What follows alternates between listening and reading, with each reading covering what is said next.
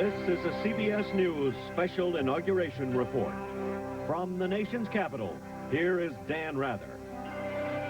And good morning from beautiful Washington, D.C. Get ready to watch the United States Constitution in action. The presidency of the United States is about to change hands, and it will all happen right back there at the west front of the U.S. Capitol building.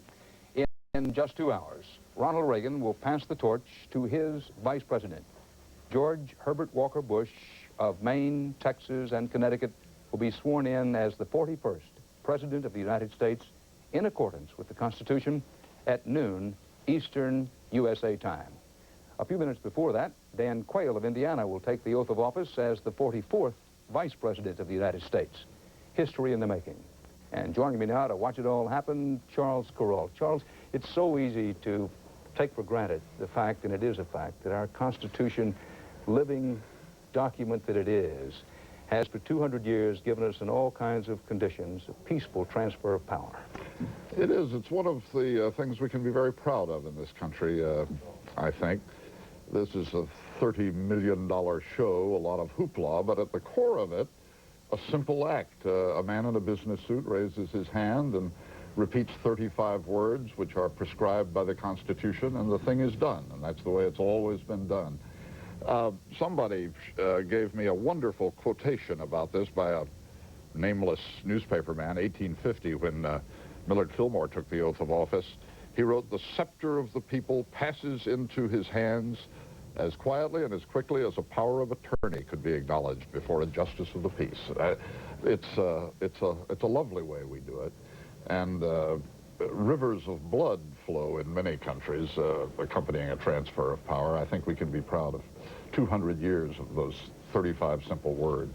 No, Charles, I know your experience matches mine, and when you travel around the world, even those who consider themselves opponents of the United States, for example, in the Soviet Union, they always marvel that through something such as Watergate, something such as the Civil War, that we've always been able to make this peaceful, rather tranquil transfer of power.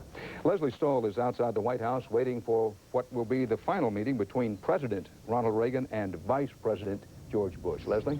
Dan, Vice President Bush and Mrs. Bush will drive, we're told, but they may walk. They're not really telling us walking, driving today. We're going to have a little difficulty reporting that ahead of time. They will come over here, and the Reagans will host a coffee for them. You know, you talk about the peaceful transfer of power. This is even friendlier than most because it's almost like a father turning over his family business to his son, Ronald Reagan to George Bush. George Bush has a bit of a problem today because Ronald Reagan is so popular. He will have the difficulty of expressing continuity and at the same time saying, I'm my own man and I'm going to have a new beginning. But they will have a very friendly coffee, Dan, here in about 10 minutes.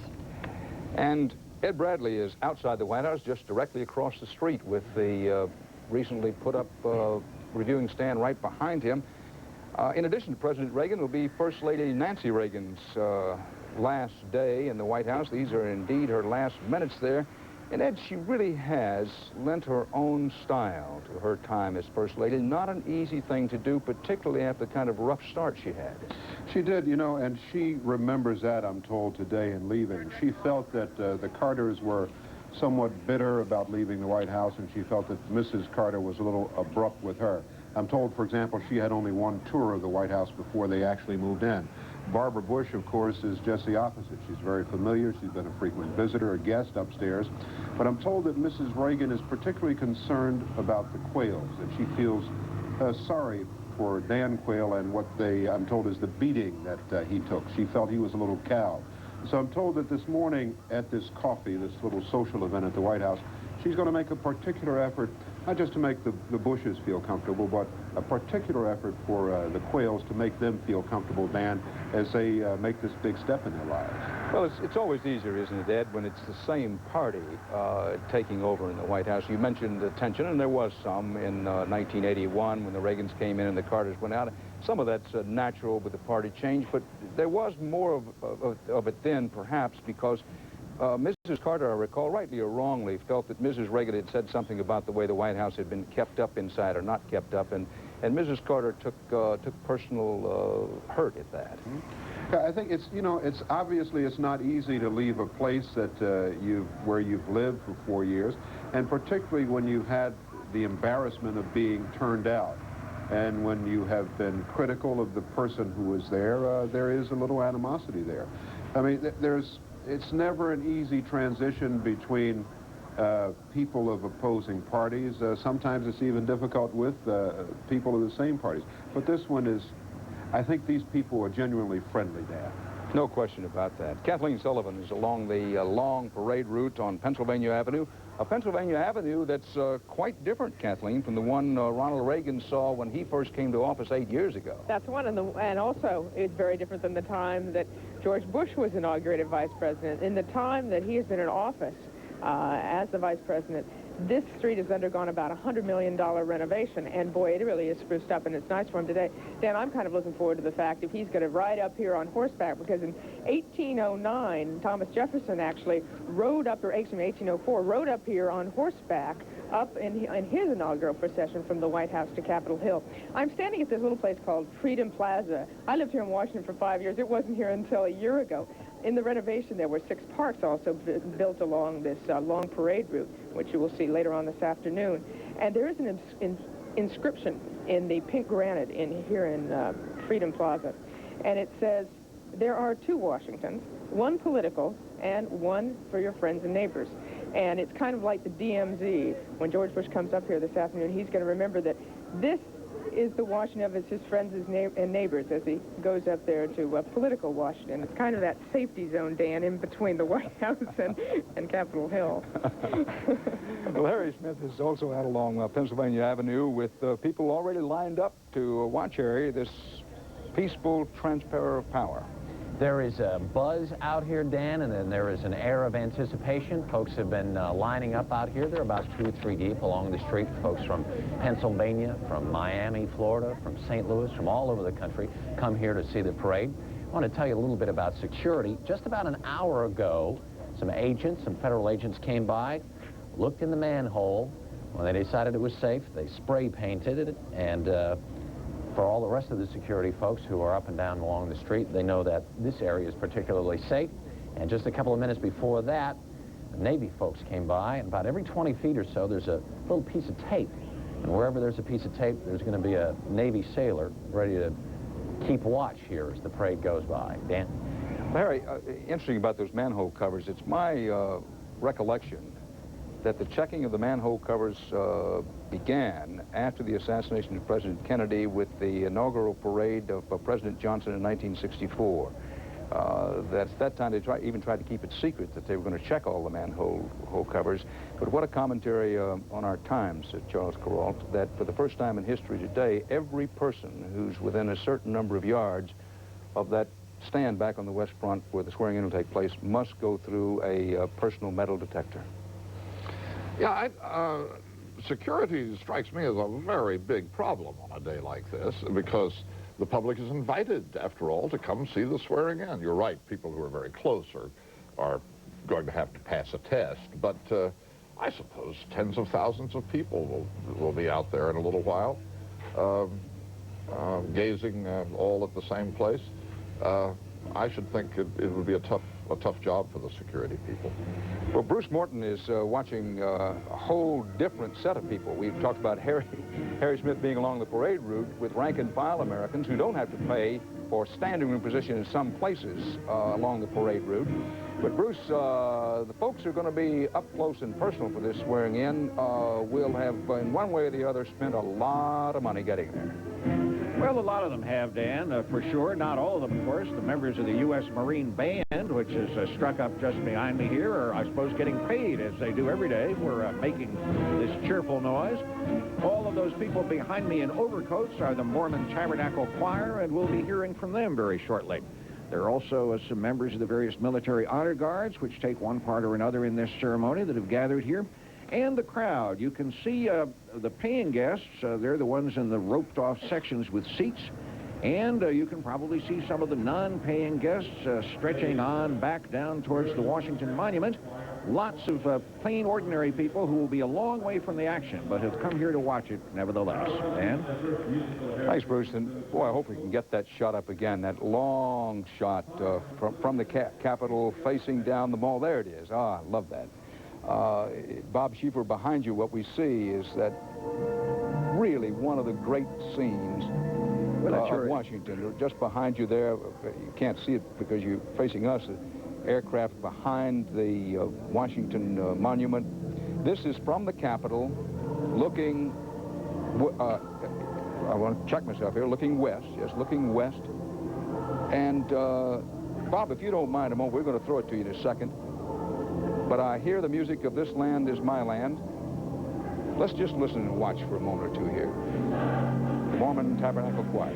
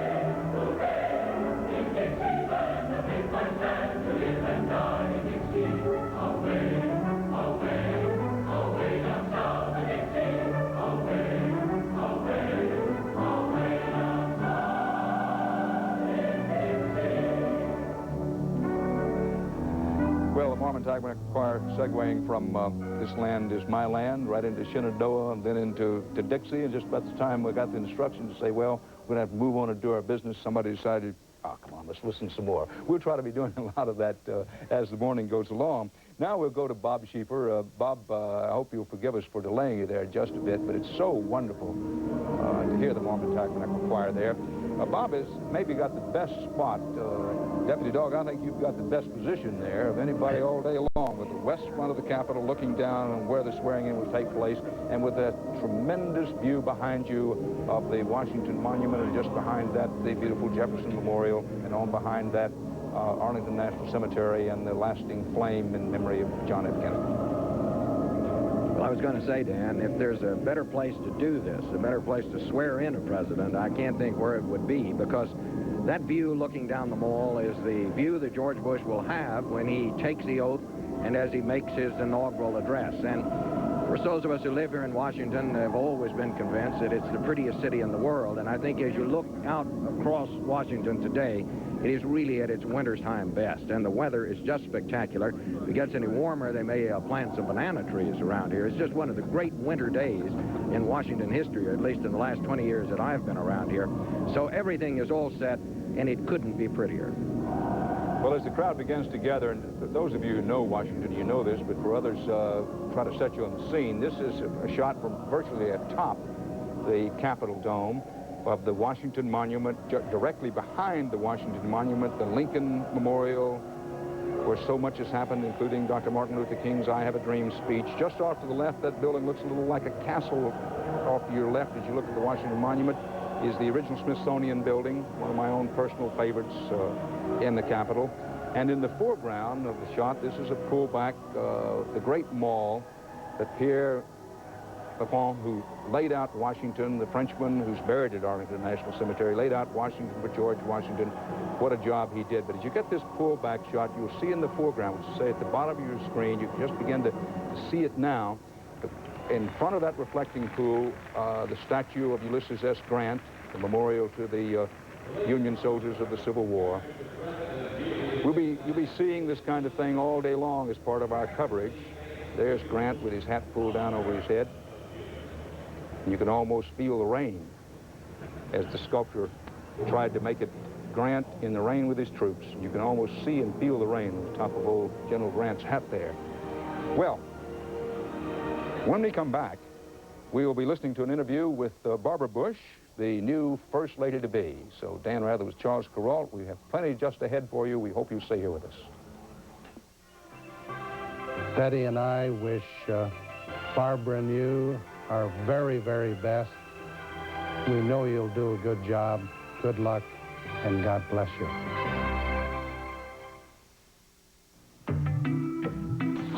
Because women sweat too, there's Lady Speed Stick Antiperspirant. Wide coverage and speed stick protection that glides on dry. For wetness and odor protection that's hard to beat. But gentle for a woman. Lady Speed Stick. Protects you like a man, treats you like a woman. Now also available in soft lilac and aloe fresh scent. Lady Speed Stick. Bye, Mom. Don't be a stranger. She's gonna shine the floor with Bright. Oh, well, guess I'll watch the soap while it dries. Surprise, baby. That's Fast Dry Bright. You'll be back on your no-wax floor before you know it. What's this? But it's too soon. Ooh, pretty. That's me. Look how shiny and already dry. Wish I was. Turn on a bright shine with Fast Dry Bright. Folks, for dentures that feel fresh as a morning breeze, try my Mint Fresh Polident. It's got a minty mouthwash ingredient, so it freshens up dentures as it cleans tough stains.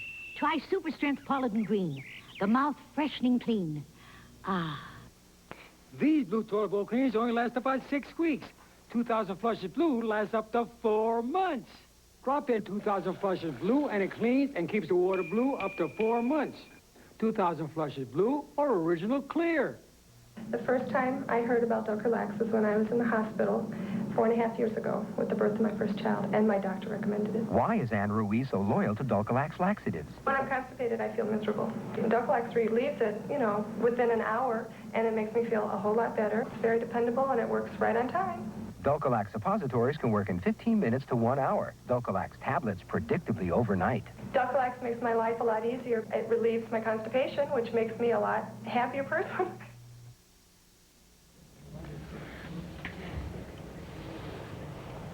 Well, we're back at our CBS News anchor booth, thanks to the AFL-CIO Carpenters and Joiners Union. They've arranged for us to have this space. Looking back the Capitol that direction, we'll be able to see the parade this afternoon off in there, be here all day covering it for you. The center of attention, of course, as it should be, the new president. But our country is also getting a new First Lady, a position that, as we know, can hold enormous influence. I paid a visit last week to Barbara Bush at her home for the past 8 years, the official vice presidential residence that's on the grounds of the old U.S. Naval Observatory here in Washington. This is the house that the Quayles will be moving into.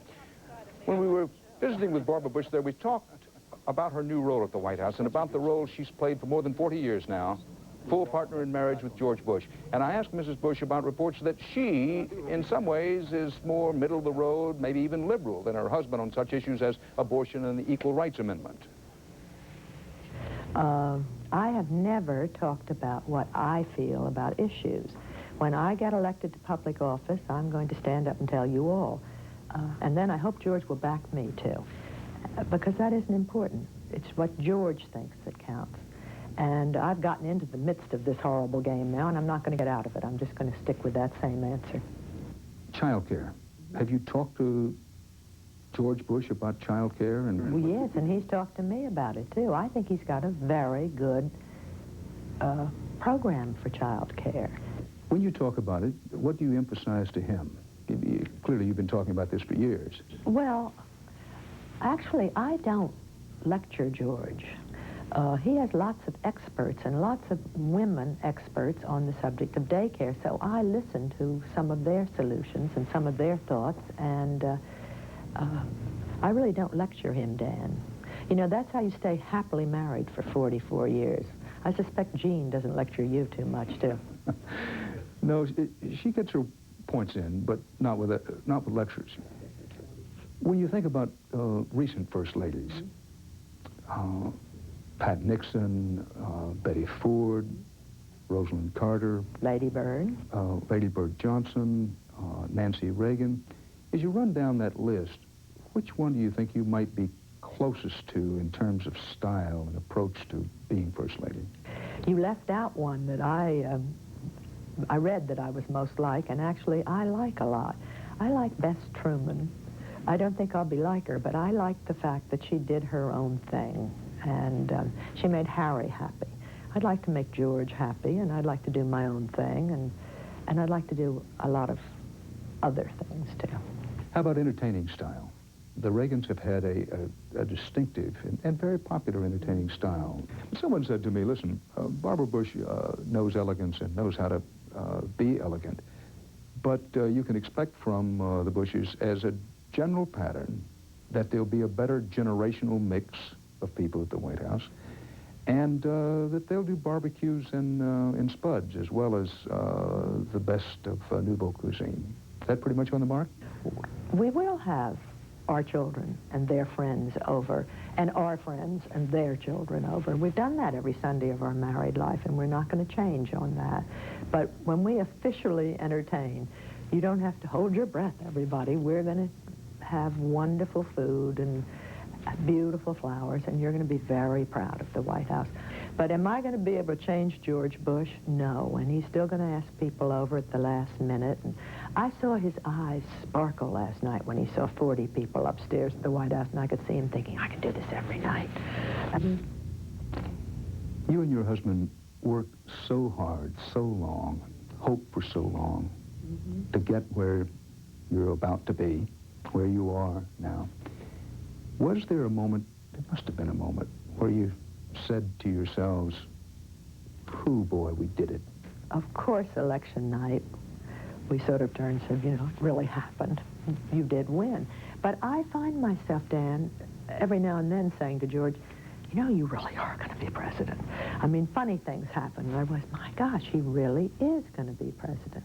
I still not sure I quite understand it, but he's going to be the best president, and he deserves it. He's a good, strong, decent man.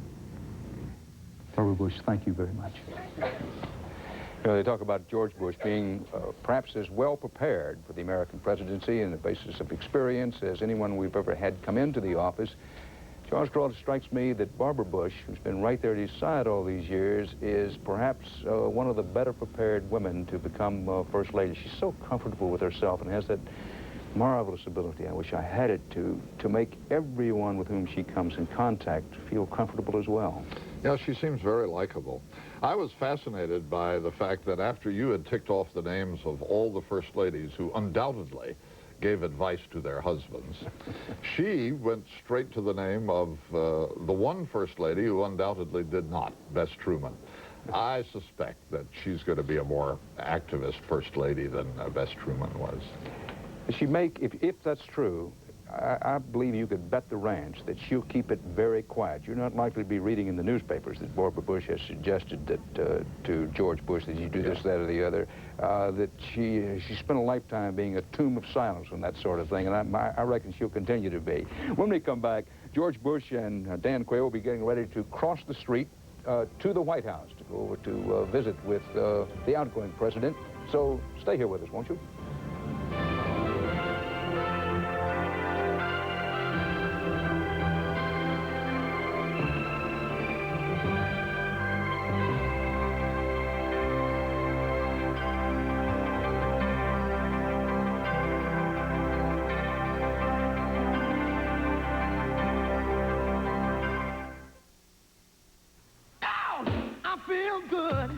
If you want to control your sodium, cholesterol, and fat intake, delicious Le Menu Lifestyle lets you feel so good,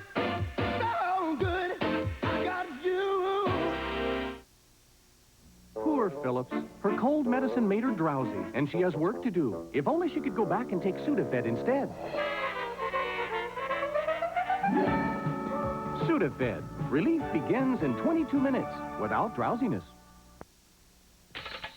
When the sweetest pets become little stinkers, Try Arm & Hammer's new Pet Fresh Carpet Deodorizer. It goes deep down to freshen up, even between vacuumings. Arm & Hammer's new Pet Fresh works till the cows come home. Oh, Pet Fresh. Great food. It's for the party. And a fresh box of Arm & Hammer baking soda keeps everything fresh. And the calendar reminds us to change every 3 months. Isn't it time for a fresh box? When you weigh one diet against another, consider this. If you don't get enough protein when you diet to lose fat, you might lose muscle. Protein can help you keep muscle while you lose fat. And Special K has the highest level of dietary protein available in a cereal. So exercise your good judgment, too. Include this Special K breakfast in your balanced diet. And make a firm commitment to your body. Special K keeps the muscle, lose the fat. A lot of people today have trouble with relationships. Take you and a bag of Doritos tortilla chips. You open up, things are going great, then boom. You try to be a tough guy and walk away. And what does that get you? You're over here, they're over there. What's the point? Sometimes you roll the bag up real tight. But then you just hear it start to unravel, like it's calling out to you. Look, they want this just as much as you do, huh? They're only Doritos, you're only human. Make the commitment, huh? And crunch all you want. We'll make more.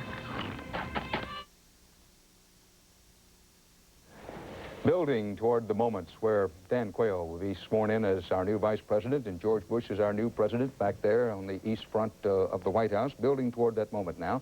Wyatt Andrews, our State Department correspondent, is outside Blair House, where the Bushes and the Quayles have been since they came back from church.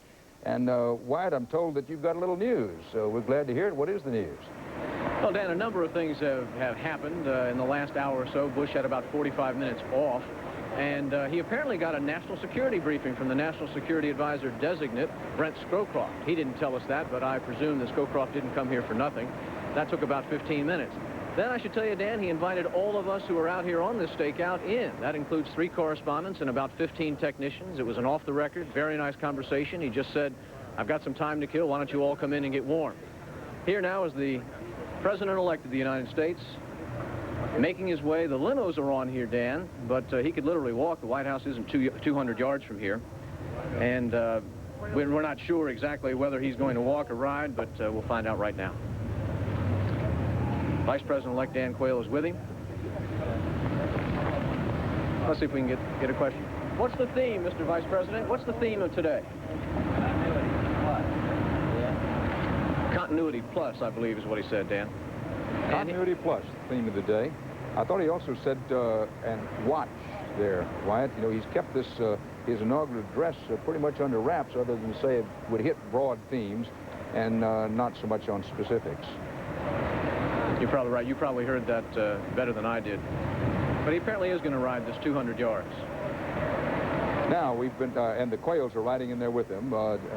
Dan Quayle, Marilyn Quayle, George and Barbara Bush. They'll be riding in one of the fleet of vice presidential limousines. This is not the brand new Lincoln you've heard so much about, and we'll be telling you about as the day goes along. But more about the automobiles perhaps a little later in the day, other than to simply point out now that the Bushes and the Quayles are going to ride the short distance over to the White House. It's literally across the street for, among other, I suspect, security reasons. Joining us now is Clement Conyers, former curator of the White House. Glad to have you with us this morning. Good to see and hear from you again. Now, they'll be meeting the Bushes, Quayles, and Reagans in the Blue Room downstairs in the White House. Yes. The Blue Room today looks very much as it did when it was last redecorated in 1972 by Mrs. Nixon, and features, among other things, the character of a French drawing room in America at the time of President Monroe, because there's still some of the furniture, chairs, sofa, a clock, and so on, dating from Monroe's day in the room. But I think especially interesting to tourists is the fact that there are the portraits of the first 6 presidents in the room. George Washington by Rembrandt Peale. How do you know that? Adams by John Trumbull. Jefferson by Rembrandt Peale.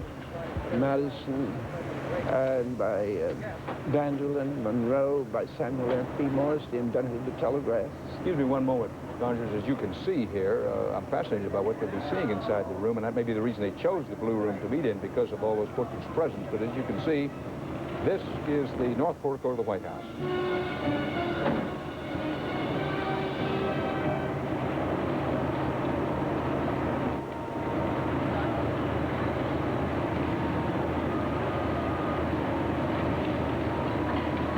The always expressive face of First Lady Nancy Reagan.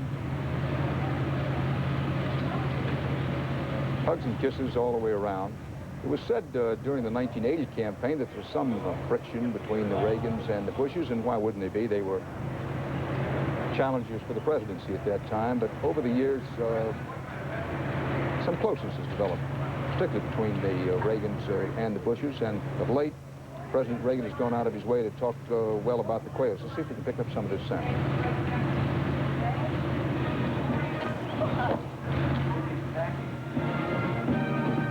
The President said, we've been packing.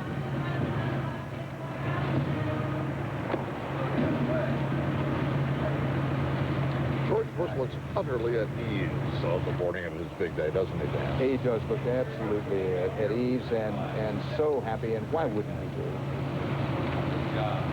This is the north portico of the White House.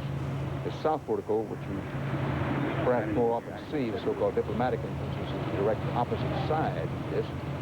And while a lot of people consider this to be, Mr. Conyers, the front of the White House, it wasn't actually designed to be that way. Well, originally, the main entrance to the White House was from the south lawn, up steps, and into the Blue Room. The Blue Room was then an entrance hall. Now, this scene that we're seeing is from the very front of the White House, one of those lovely fountains, and just inside the fence of the White House. If you were in the White House looking back, you would see Lafayette Square and that statue of Andrew Jackson on horseback we mentioned earlier, but we're looking toward the White House. This is the magnificent north portico. And the Blue Room, as you look toward the White House, would be in the lower left-hand quadrant of the screen, sort of mid-lower left-hand quadrant. In the middle, actually. And fairly near the middle, right? And then right on through the house. In other words, on the other side. That's right. Of the White House. Well, as the Bushes and the Quayles have arrived at the White House to have a cup of coffee and a little chat with President and Mrs. Reagan, time for me to say that we'll be right back to talk to some former occupants of the White House on this inauguration day. That's straight ahead.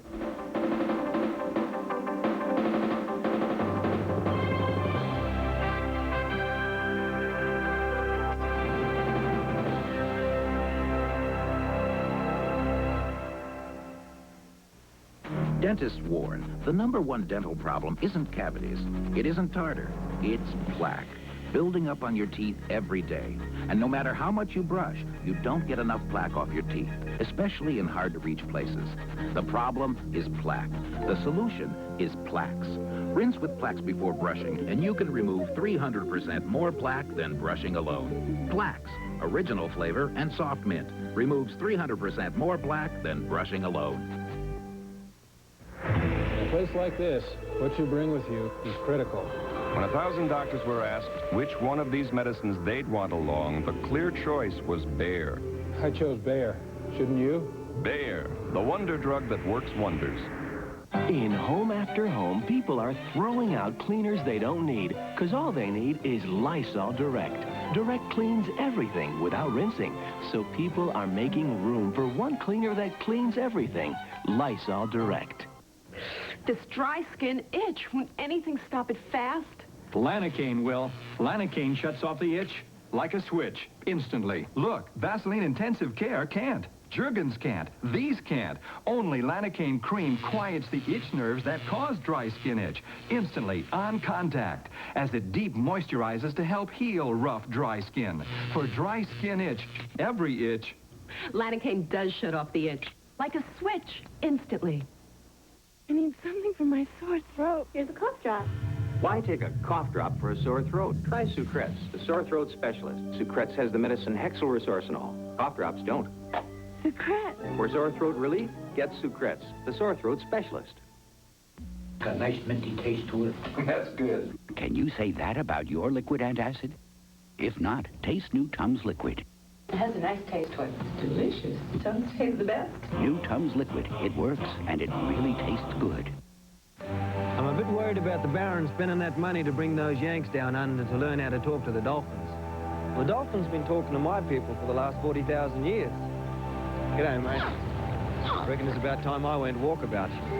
Now, not you guys. The adventure begins Saturday at Dolphin Cove. Now, that's fair dinkum, mate. WRAL-TV, Raleigh, Durham, Fayetteville. Congratulations to the Broughton High School Marching Band. North Carolina will be watching you with pride in the inaugural parade. Every day, the lives of thousands of Americans depend on medicines like these. But they're often too expensive and take too much time to get. At Medicine Shop Pharmacies, we've changed all that. We guarantee low prices, explain how your medicine works, and still have you on your way in under 15 minutes. Or you get $1 credit on the spot. We also offer free healthcare screenings, senior discounts, and group benefits. Medicine Shop Pharmacies, because caring is often the best medicine.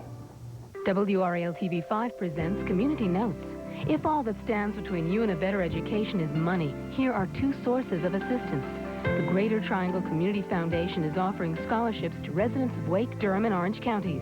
There are no limitations on income, previous education, or field of study. To get an application, call 544-4006. The College Foundation still has funds available for educational loans. For information, call 821-4771. It's a Friday night of fairy tale romance and family fortunes on WRAL-TV.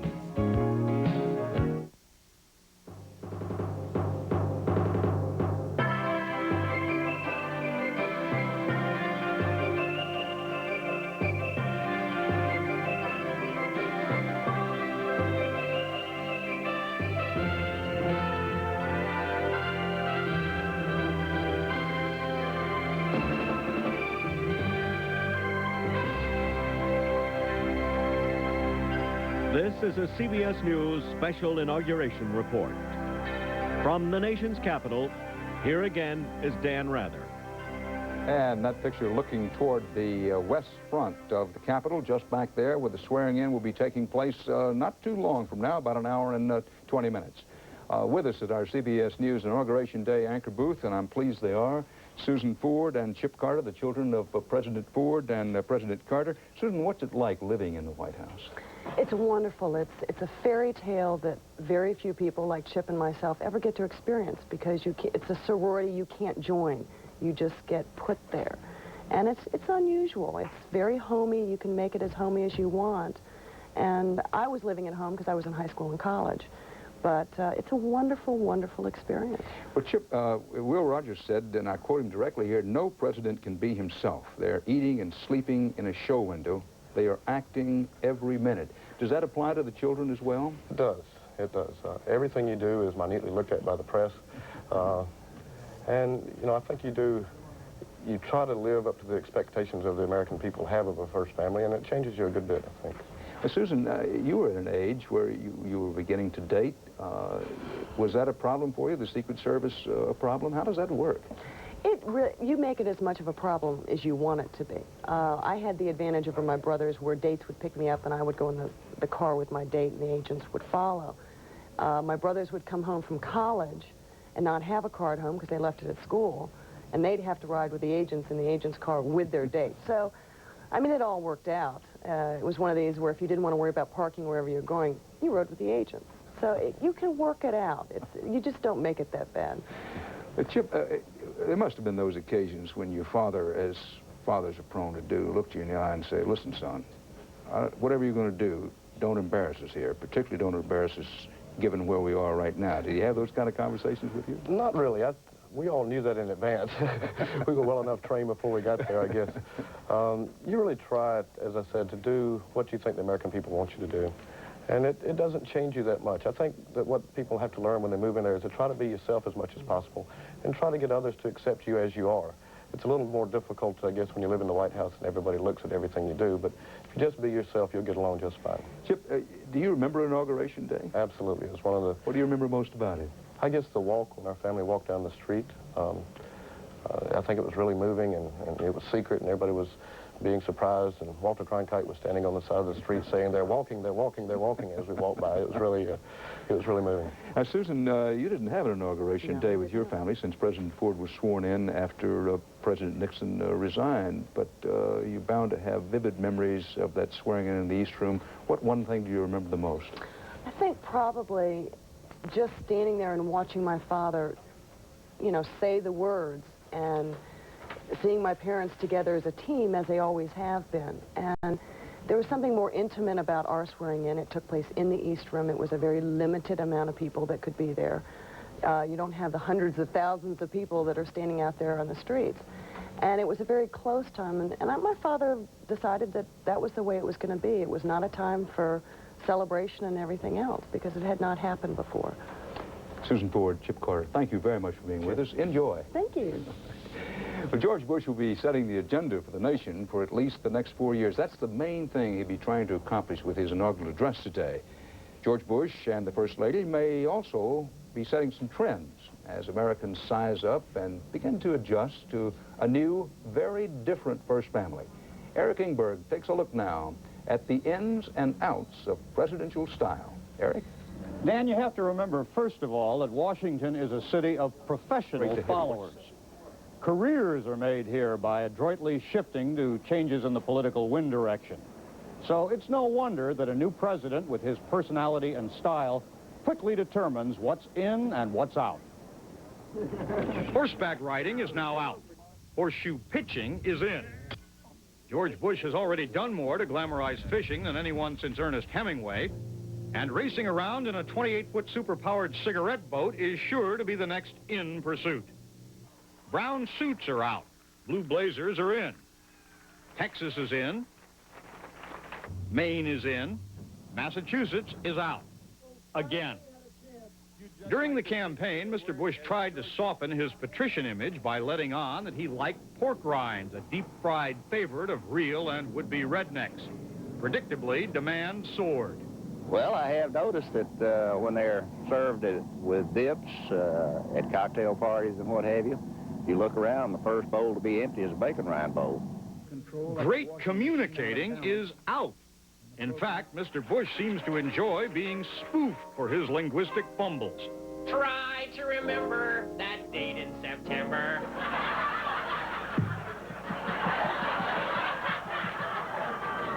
The day Japan attacked Pearl Harbor. Instead of smooth performance, the Bush style is self-deprecation. He is a relaxed guy. He has a nice self-effacing sense of humor. And again, some people say he has a lot to self-efface. For her part, Barbara Bush is making rejection of fashion fashionable by laughing away all talk of losing weight, dyeing her hair, or borrowing designer togs. I think she's going to be a role model for people like me. With the beads and the gray hair. Barbara fashion tends toward no-frill sensibility, like the fake triple-strand pearls, which are now the rage in trendy New York shops.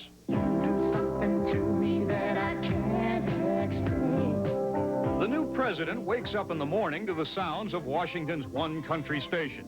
He's one of many touched by country music's down-home themes. Cheating, drinking, mama, trains.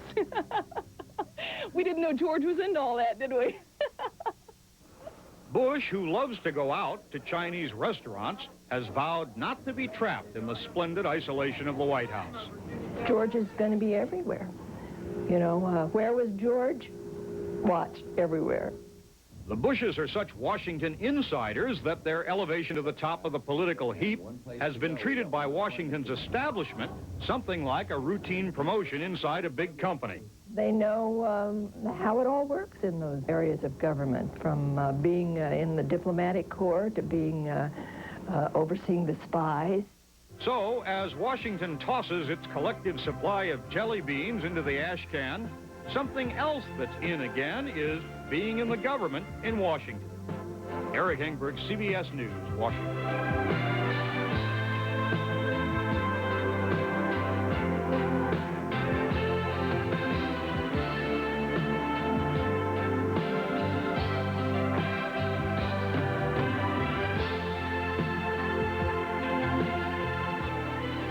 Where we're told told, and this is what passes for news as we begin to build up to the swearing in, that they're now changing the license plates on the president's new car. Oh, we have a picture of it here. Now, this is this Lincoln. $600,000 plus of an automobile that includes, we're told, we don't make these things up, we're told, bullet-resistant tires, completely bomb-resistant material underneath the automobile, and they apparently aren't kidding about this, that the president from this new Lincoln, this will replace the standard Cadillac that President Reagan has been moving around in, that from this automobile, the president can literally hit the nuclear button, God forbid if he should ever have to do so. Charles Garrall, I don't know what happens if it happens to be in a tunnel or going under an overpass at the time he tries to do that. Every owner of every truck driver with a CB knows the answer to that. You just drive to the top of the hill and transmit from there. I know somebody said we shouldn't be joking about such things, but how can you not? That the oversized windows in the rear of the car, their interior lights to illuminate the occupants at night or on overcast days. I remember that President Johnson had speakers built into the car so he could sit in the back of the presidential limousine and say, this is your president speaking to you, and I think it has that capability as well. Transportation counts, but we shouldn't forget that when he was inaugurated, President Jefferson rode a horse, so that probably worked fine, too. Well, you know, interesting, we may get a chance to talk as the day goes along, that presidents didn't ride in the inaugural parade in automobiles until the 1920s. That Mr. Collins, our historian here, is telling me that Harding really was the first, Harding, if you will, the 1920s, before it was the style, we're speaking of style there, Kingberg, to ride in these inaugural parades. It reminds you how fast time travels and what a still young country we are. The first president to ride on his inauguration ceremony in a car was Warren Harding in 1921, having gone through the 1920 election. That was also the first inauguration anybody could hear, because it was the first time they used loudspeakers. Well, Bruce Morton is on Capitol Hill, where there are a lot of loudspeakers today. Bruce, the crowds are growing there as people get through, for the first time in our history, the metal detectors in order to be able to take their seats for the swearing-in ceremony. Crowds are growing, Dan. The Mormon Tabernacle Choir has moved out of the seats just behind me, and the VIPs have started to arrive. We noticed the Reverend Jesse Jackson come in a few minutes ago, and another prominent minister, the Reverend Jerry Falwell, both of them arriving. The Military Honor Guard, or one of the Military Honor Guards, has started to form up. And the plain people are coming, all stretching down out of the mall. You can see people, those who've paid in the seats, those who haven't, standing, some of them even on the far side of the reflecting pool, behind the statue of General Grant you talked about earlier. So there is a very large crowd forming here. They sent out 140,000 invitations. I have absolutely no idea how many people are out there, Dan, but it's a really good crowd. A lot of people here under what have become gray skies now, waiting for the magic moment at noon. Well, the sky's graying up a little bit, Bruce, and the wind has died down a bit. We'll have to see how the afternoon develops. We're certainly hoping that whatever colder, windier weather we're going to get holds off at least until we get the parade in. Well, speaking as an amateur weatherman, and I never did this even in local television, I don't think it's going to rain for a while yet. These clouds are high. They don't look as if showers were going to start anytime soon. Well, with this beautiful picture of Washington on George Bush's inauguration day, time for me to say that we'll be right back to watch the Reagans and the Bushes leave the White House after these messages. My advice to you, George, is let's really have a good time.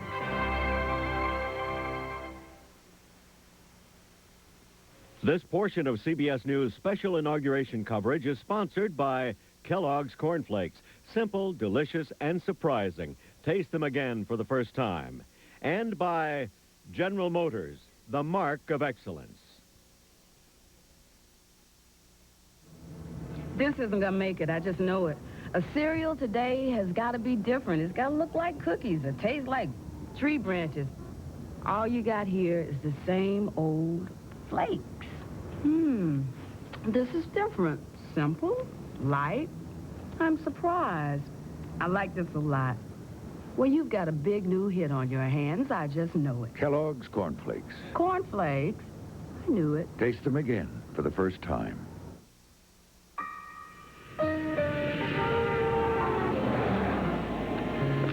Nice to have a good friend meet me at the airport. My new Regal. It's a car I can trust. The way GM makes these new ones, reliable, dependable, gives me the peace of mind I need. So take me home, friend. GM is the only American car maker to offer a bumper-to-bumper warranty for 3 years or 50,000 miles on every model.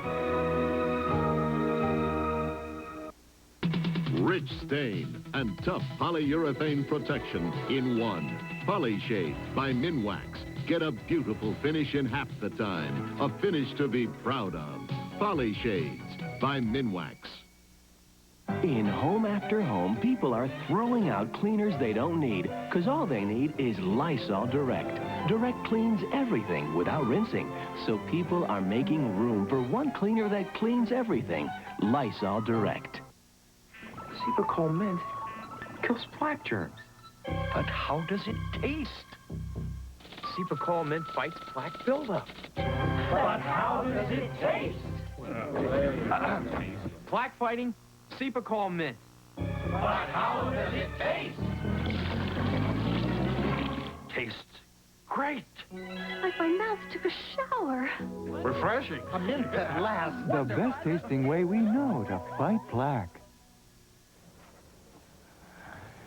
Back here in Washington, D.C., about an hour and 10 minutes before George Bush will be sworn in as the 41st President of the United States. And right now, the Bushes, the Quayles, and the Reagans are in the gorgeous blue room of the White House with those portraits of some 8 previous presidents, some of them brooding, some of them smiling, hanging on the walls there, the blue room.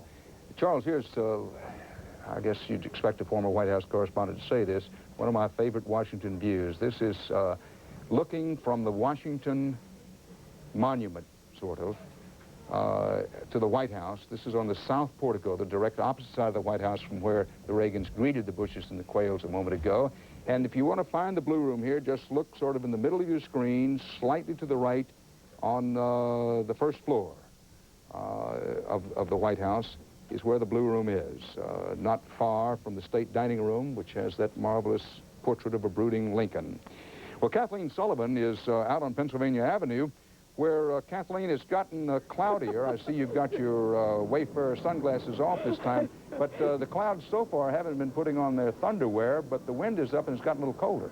You know, Dan, last time I was talking to you about a half hour ago, I had my sunglasses on and I had no realization of it at all because it was so bright and it was warm and everyone was hoping that it was going to be like 40, 50 degrees like yesterday. Oh, we thought the glasses were terrific. They were bad glasses. Well, you know, something's happened in the last half hour and there's a big chill. The cloud cover is a little bit thicker. Some of these people only started coming out. One of the helicopters going over to the White House area a block away. A lot of these people came out at about 8 o'clock this morning. And so there's all different kind of variety of dress wear. Some people are in light jackets, suits, some people in heavy overcoats. And you notice now in the last half hour, people trying to get a little warmer, kind of bouncing up and down, including this. I want to show you now. These guys are all supposed to be at attention, standing straight up. There are 3 different groups of the armed services that George Bush is going to see on his way down Pennsylvania Avenue up to Capitol Hill. And you can see even the Marines kind of trying to get just a little movement in the legs, a little warmth down there because the chill is really on down. Well, even in that at-ease position, which is what that is, it's difficult to stand out there for all those long hours in the cold. Kathleen, if we can get that shot back on you, we were talking a moment ago, that's it, pan back over to her, and just behind you is a young man, perhaps you can turn, there he is, who has part of what they're trying to make the George Bush style. He has on what's known down south as a gimme cap. Oh, you mean the cow? Which cap are you talking about? Now, George Bush is trying to popularize these gimme caps because, well, frankly, so many people wear them. Well, let me see if this is where this guy got the fashion idea. Hi, what's your name? Charles. Where are you from? From here in Washington, D.C. How long have you been out here today? About 45 minutes. Now, Dan Rather has a conjecture. Are you wearing those hats now because it's in fashion in the Bush administration, or are you always a Cal Bear fan? I've always been a Cal Bear fan. I just moved here about 11 months ago from Sacramento, California. Well, California is definitely out of this parade. In fact, Dan, when I was looking at some of the inaugural rundown in the parade route, there are 10 contingents from Texas in this parade. There's only going to be one from California. It's the Sacramento County Sheriff's Posse Squad. So California is really on the outs here. I guess we're huddling together. Well, Kathleen, there's been a lot of talk about the Texas cast to this particular administration, because you have Jim Baker, the Secretary of State, and who'll be much more than that in the Bush administration. You can bet John Tower, the new Secretary of Defense, Mosbacher in the cabinet. There's definitely a Texas cast to it, and Lloyd Benson, although defeated for vice president, leader in the Senate, Jim Wright, the Speaker of the House. Reminds me that Will Rogers once said that Texas thought it would never live to see the day that it actually elected anybody out of the Republican Party, and now they're seemingly everywhere, at least seemingly to the Democrats. Kathleen, we want to get ourselves caught up on the weather a little bit. The weather today is a lot kinder and gentler than it was for some past inaugurations. And we're going to show you and let you listen to some talk about that as we go along this morning, because there have been some interesting things happen on bad weather days here in Washington. We have our fingers crossed that this does not develop into a bad weather day, even though the clouds are moving in and it's getting a little colder. But Ed Bradley won't have to worry about that, since he's inside directly across from the presidential reviewing stand, and the reviewing stand itself is closed in, isn't it, Ed, partly for security reasons? Yeah, part of it is closed in, Dan. We were just looking at there's some bulletproof glass around the part where the presidential party will be sitting right in front. We were trying to figure out if the overhang stuck out enough so that it would protect them if it does start to rain. Hopefully it's something we won't have to worry about.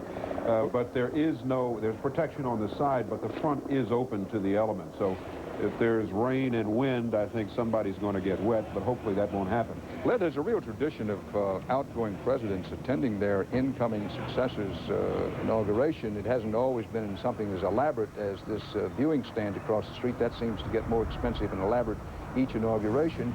So I think there's a rather nice tradition of the outgoing president sticking around for the incoming president's inauguration. There is, you know, it's not written down anywhere. It's not cast in stone, but it has become a tradition.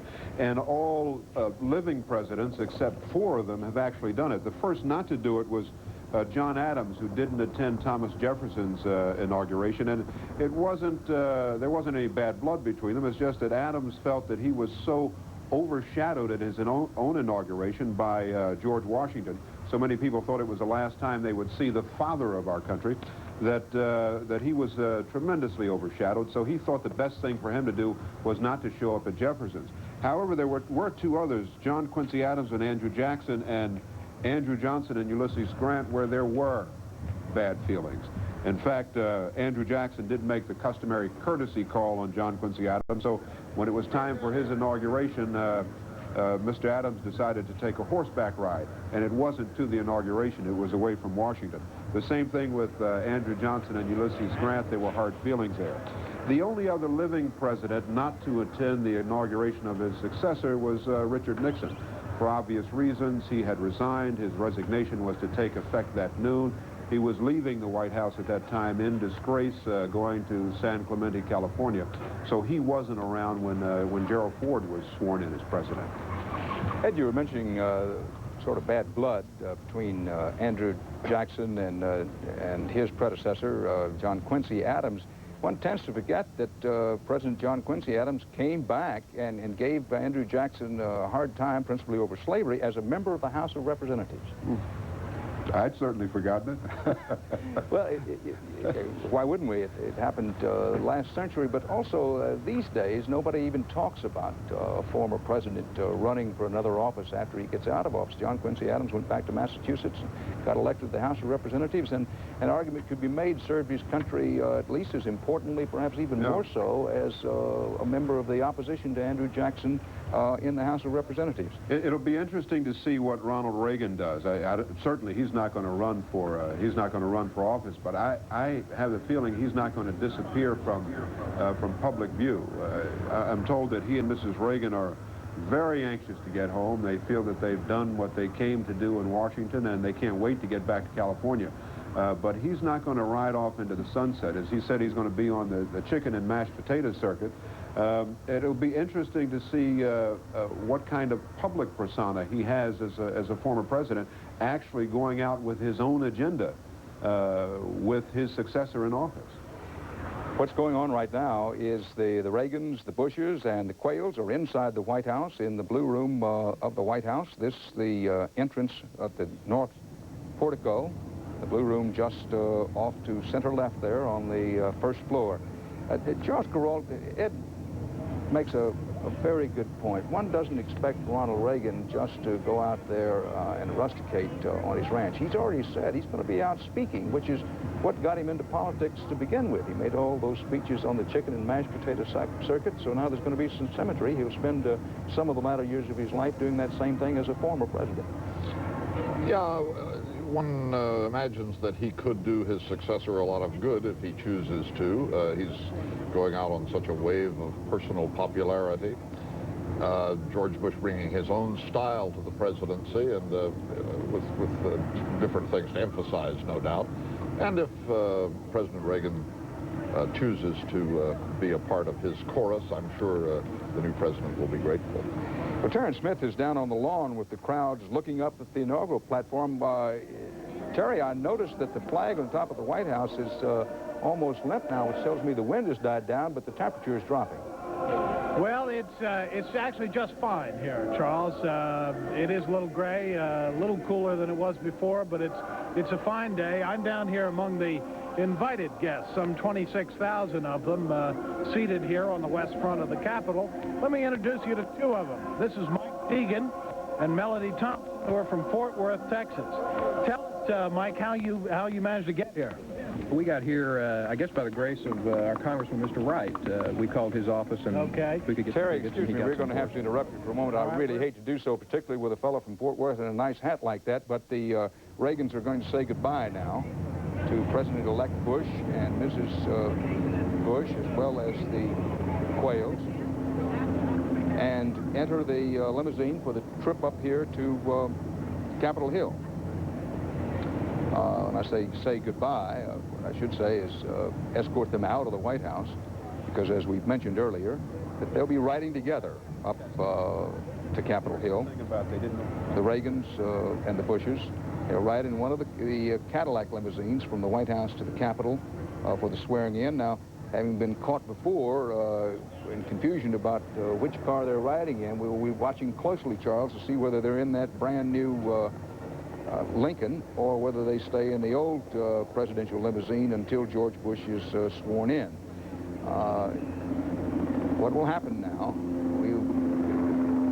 They're going to be in this car, come up to Capitol Hill, short ride up Pennsylvania Avenue from the driveway in front of the north portico of the White House. The last ride as President of the United States for Ronald Reagan, and the ride to glory for George Bush. Charles? I'm sure it's going to be a friendly ride. You and Ed Bradley were talking about it earlier. It's true that Hoover and Roosevelt rode together, for example, but you can imagine the icy atmosphere in that car, or just 8 years ago today when Jimmy Carter, disappointed by events of recent months, rode with Ronald Reagan to his inauguration. What's going on in that car is undoubtedly entirely warm and friendly. You know, Dan, Ed Bradley. There have been some, they all haven't been that friendly, as Charles has pointed out. I remember reading in Harry Truman's oral memoirs, he was talking about the ride he had with Dwight Eisenhower, who was upset because his son John, who was a colonel in the Army, had been brought back for the inauguration. He was serving at that time in Korea. And he said rather testily, who is responsible for bringing my son back? And Truman looked at him and said, I am. That was the end of the conversation. Ike, obviously, as an old general, recognized that Truman was still the commander-in-chief. Well, Truman had tried to make that point with General Dugout Doug MacArthur had made it rather forcefully during the Korean War, but that was generally applauded at the time. I think President Truman bringing President Eisenhower's son back from Korea to see his father sworn in as president. This is the presidential motorcade, which is leaving the general area where Ed Bradley is, passing in front of that reviewing stand, from which Ed is across the street. We're down Pennsylvania Avenue, the wide avenue laid out by Pierre Laffont, up to Capitol Hill.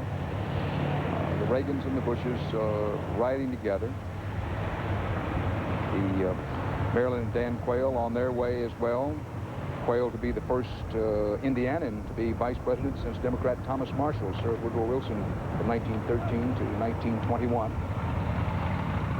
Now, there's military posted along with a mixture of police all along this motorcade route. As you see, the license plate, USA 1. Old Glory on the right fender, and the flag with the seal of the Presidency of the United States on the left. Passing through Washington, as we say, the cloud cover has gotten denser in the last hour and a half or 2 hours. The wind has died down some. The temperature is dropping a little. Things still look good for the parade this afternoon, and we'll hope they stay that way, because some elements of the parade, of course, are already beginning to move into what we might call a fallback position. They'll move much closer to the Capitol after the swearing in, which is to take place within this hour. Kathleen Sullivan is along the route, the motorcade route on Pennsylvania Avenue. Are they in sight yet, Kathleen? Yeah, Dan, they really aren't in sight, and it's funny because a lot of people have seen so many police cars go up and down this morning. I don't think they really know that the President of the United States and the President-elect are actually coming down right now. There's just a couple people running, but the cold and the blistery weather has forced just a little bit more people inside than were expected. Kathleen and Charles Perrault, I was interested to hear Mr. Collins, our Smithsonian historian on the subject, say that as best he can make out, President McKinley was the first American president to actually ride in an automobile. He did so sometime in the late 1800s, but he did not ride in any car during his inauguration. The first to ride, though of course they were riding in a horse-drawn carriage, were Andrew Jackson and this vice president George Bush keeps bringing up, Martin Van Buren, the last sitting vice president to be elected president, as Mr. Bush was. They rode together to the Capitol in 1837, the first president and president-elect to make this historic trip, which we're watching now. What a sight this is. This is the motorcade coming up Pennsylvania Avenue, great avenue that runs between the White House and the Capitol. In limousine number 1 are the president and the president-elect, President Reagan and President-elect George Bush. Just behind them, not immediately behind them, there are, well, not now. I started to say there was a Secret Service car in between, but now, immediately behind them in car number 2, Barbara Bush and still First Lady Nancy Reagan, not to be First Lady for much longer, but still First Lady. And in car number 3, Dan and Marilyn Quayle. Now, that's the motorcade.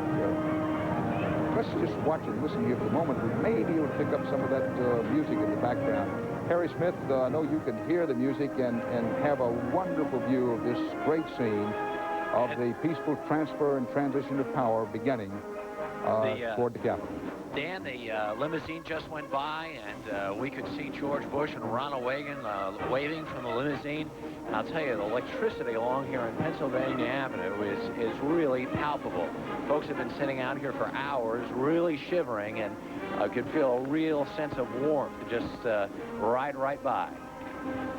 Harry, let's just watch and listen as the U.S. Army Field Band playing for us here at CBS, playing Hail to the Spirit of Liberty,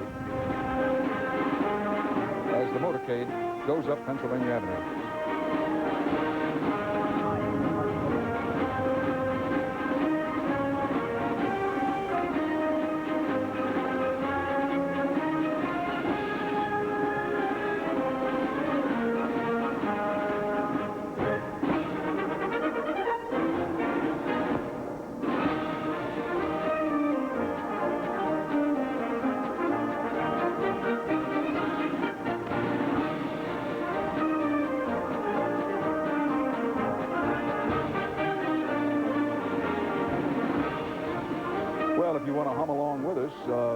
feel free, as Charles and I were doing a little foot tapping to this U.S. Army Field Band music as the motorcade rolls up Pennsylvania Avenue. Symbolically, and this is the traditional way these things are done, riding with President Reagan and President-elect George Bush in the first limousine, the one you see just making the turn there toward the Capitol, are Senator Wendell Ford of Kentucky and the Speaker of the House, Jim Wright of Texas, Senator Ford, who's in charge of the inauguration ceremonies for the Congress, riding in the first limousine. In the second car, Barbara Bush and Nancy Reagan, along with Senator George Mitchell and Representative Bob Michael. Bob Michael, the minority leader in the House of Representatives, and George Mitchell, also with the Congressional Committee responsible for the inauguration ceremonies at the Capitol. In the Quayle's limousine, that would be limousine number 3, Senator Ted Stevens of Alaska and Representative Tom Foley from the state of Washington. Democrats get to ride in this parade. It's not all Republicans. The reason is that the Congress is responsible for the inaugural ceremony. The Supreme Court is represented, of course, by the Chief Justice, who does the swearing-in job, and the executive branch is much in evidence, but this is a country of 3 government branches, and it's the Congress's job to be sure that the president gets sworn in a timely way. Well, they're practically on the Capitol grounds now, making the turn from away from the Senate office building, which is in the upper left-hand corner of your screen, and now on to the east front of the Capitol. This is the opposite side of the Capitol from where the swearing-in will take place. In terms of television pictures, maybe a little better known side of the Capitol, since we're accustomed to seeing dignitaries come and go from this east front of the Capitol. Now, from this east front, keep your eye peeled as the rest of the motorcade begins to pull in. From the east front, looking out from it, you can see the Supreme Court of the United States, which is a long baseball or rock throw away from this area. Phil Jones, our veteran CBS News Capitol Hill correspondent, is outside the Capitol, where the motorcade is just pulling in and pulling up. Phil? Dan, they're pulling up right here at what is called the Law Library door. And they will get out of the limousines and go just a few steps inside into a holding room. For Ronald Reagan, this will be his last trip to the Capitol as President of the United States. Probably he won't miss that too much. In the 8 years that he has been living at 1600 Pennsylvania Avenue, he hasn't made too many trips here. Of course, he has come for the State of the Union messages each year. And other trips, probably half a dozen or so. Many people here believe that he could have done a whole lot more, could have had a closer relationship with members of Congress than he has. And in many instances, they felt that he really didn't try to work with them, that when he did come up here, it was for all of the fanfare and the ceremony, and that he was actually coming to... Any last thoughts for us today? Any last thoughts today? President-elect Bush, any last thoughts for us? Well, I tell you, he probably won't miss that when he leaves Washington, D.C.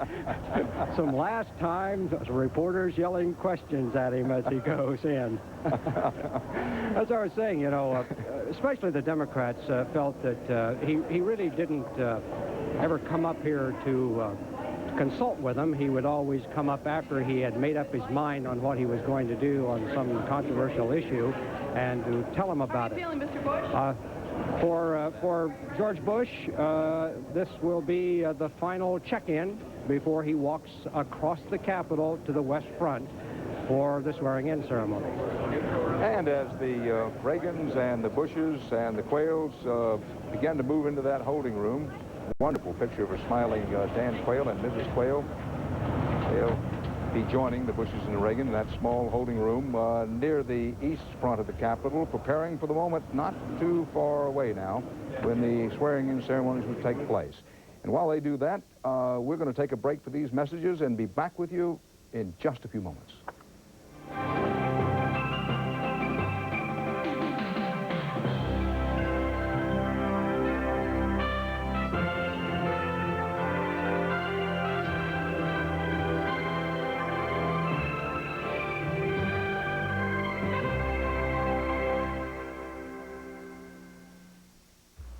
You've just been caught knocking off the Kellogg's Cracklin' Oat Bran. What's the most intelligent way to respond? Did you eat all the Cracklin' Oat Bran? Define the word eat. Did you eat all the Cracklin' Oat Bran? Yeah. Did you eat all the Cracklin' Oat Bran? Yo, Mom, your shoelace.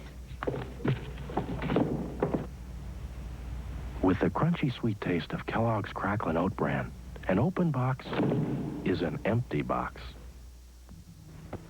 Mommy buys me cards to send to my grandma's. But first I got signed them.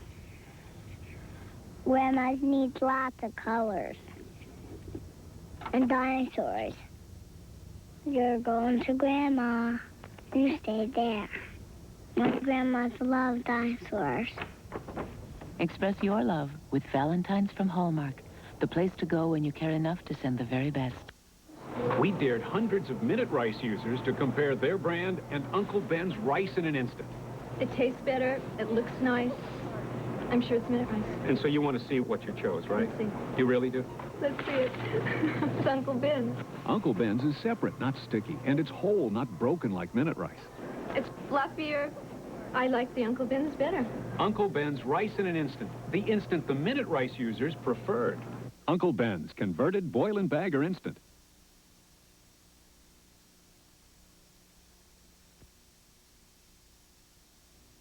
Static cling can make you feel like this. What's your solution? A little exercise never hurts, and neither does eating right, especially when it's sun-sweet pitted prunes. Imagine being lost in a fantasy world, only to discover it's real. Beauty and the Beast. Then, will the real Mrs. Ewing please stand up? I'm Mrs. J.R. Ewing. Did you marry this girl? And you're invited to a wedding, but not just any wedding. A Falcon Crest wedding. Till death do they part. Tonight. WRAL-TV, Raleigh, Durham, Fayetteville. I may look okay to you, but I'm not. I'm suffering on the inside. Like 500,000 Americans, I have a disease called lupus. There is no cure. Learn more about lupus. Shoney's Chicken Classics.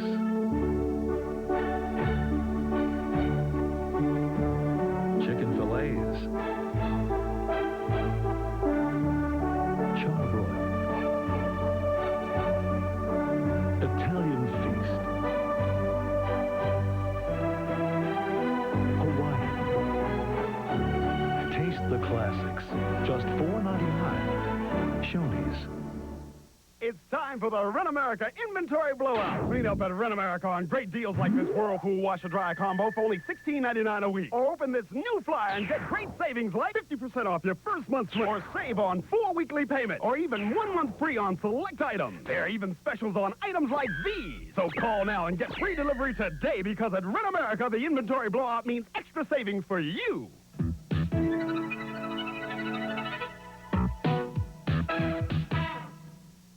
Theo gets the message. I am your father. I brought you in this world, and I'll take you out. Weekdays at 5 on WRAL-TV.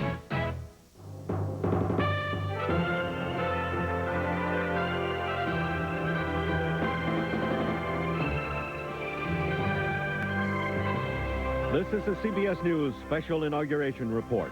From the nation's capital, here again is Dan Rather. Well, the next significant picture you're likely to see is the picture of Barbara Bush and Marilyn Quayle leaving the holding room where they are now with their husbands and moving to their places on the swearing-in platform. Bob Schieffer is on the platform where the dignitaries are gathered. Bob? Well, Dan, it's very exciting up here, and I must say everybody here is having a big time. This is kind of a gallery of famous faces of Washington, Senate wives. The senators themselves have not come in yet. Members of the House have come in over on the other side, people taking pictures of each other, really enjoying themselves on this beautiful day. It's gotten a little colder. I saw George Bush's son, George Jr. He's not really a junior, but that's what people call him. Just a while ago, I asked him how his dad's feeling. He said he's just feeling great, but said he's fairly laid back about all this. I asked him what's going to be in the speech, and he said, well, his dad said he thought it was a little long. He was working on cutting it down, so we'll see how that goes. George Jr., by the way, told me that he is thinking about running for governor of Texas. He's just moved back to Texas now. And so we'll see how that happens as a political story. And in the background, the United States Marine Band, just tailing off with America. This day is not just about George Bush and Dan Quayle. It's about the Constitution, the democratic process, and about how well they work. A day for the entire country to celebrate. Correspondent Richard Roth has the story of some Kentucky youngsters who have a special role in these celebrations. Get your coat on, take that thing off. What do you think we're doing? Hey, 34. What they were doing these past few hectic weeks in the Harlan, Kentucky public schools was getting ready for history.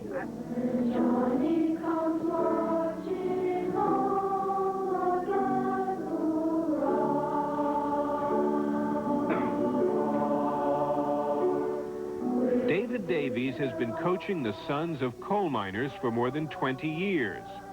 And the sons of doctors and lawyers and businessmen, too. You got Johnny dead already.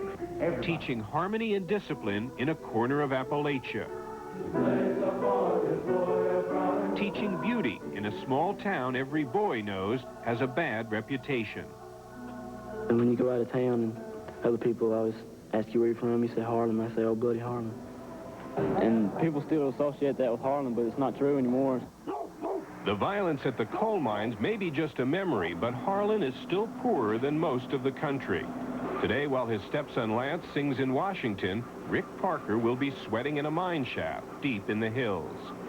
It's a matter of economy. You don't make very good money unless you work in the mines.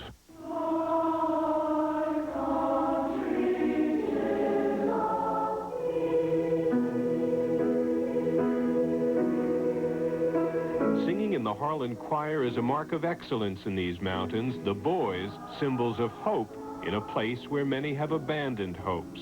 You see any work for anybody? Hey, this ain't no work for nobody.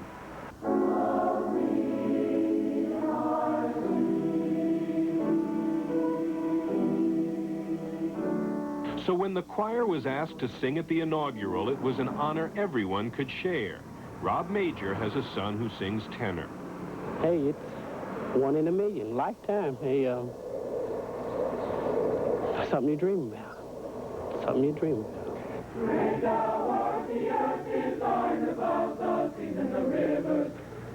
What no one had to say at the town square send-off this week.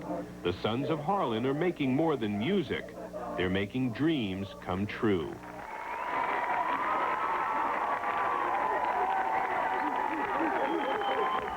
Charles Peralta, what a wonderful piece by Richard Roth, and a reminder, this is a big continental country, border to border, ocean to ocean. Well, it is a place of dreams. George Bush has done, I think, a wonderful job of articulating this. It has been and remains a place where you can dream and have dreams come true. It's still a place we have problems. 3 murders in this town last night. I mean, I picked up the paper this morning and I found myself hitting the paper saying, you don't want it to happen any night, but you certainly want it to happen the night before the inauguration. A lot of homeless people here, crime, particularly the drug traffic all around this area. So nobody wants to rain on the inaugural parade. We still have our fingers crossed it won't even rain. But a good reminder that not everybody has been touched, not nearly everybody, touched by the wonderful prosperity of the last 8 years. Those problems and others become George Bush's problems in about 35 minutes, too. Professor David Barber of Duke University back with us. When a president, when a man becomes president such as George Bush in the shadow of a very successful presidency, what's been the history of this kind of thing? Well, it is the case of George Bush because he comes when Reagan is at 68%, up from the 42% he was at after the Iran-Contra matter. But you had that happen when William Howard Taft came on after Teddy Roosevelt. And he was so overwhelmed by the spirit of Teddy Roosevelt that he said, when someone comes up to me and says, Mr. President, I say, are you at my elbow, Mr. Roosevelt? You see, he was haunted by that all the time. Could that happen with Bush? Conceivably. Then you had a fellow named Warren G. Harding who came out after the famous President Wilson. And he became the worst president that there was, up until at least Richard Nixon, you might say. He was a president who came on as a speaker and a negotiator, but not much else. Harry Truman, when he first became president in the shadow of Franklin Delano Roosevelt, he was thought to be not very much of a guy, hadn't been very plugged in, maybe even a wimp.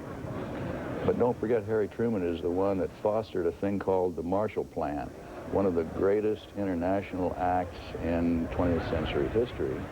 And then you had a guy named Jack Kennedy who came on after popular Eisenhower. And Jack Kennedy came out for realism, for reality. He made a great mistake with the Bay of Pigs early on. But he was a president saying, wake up, use your brains.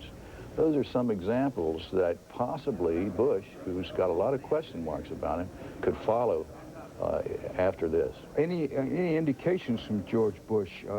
He spent a lifetime Bible reading with his family early in the morning, but also sometimes going his own way. He has gone his own way several times. You know, he joined the Navy on his 18th birthday in 1942 and went whipping off to 58 missions around the world. And he saw that himself as a great adventure where he left his home, left his life, and went to another kind of life.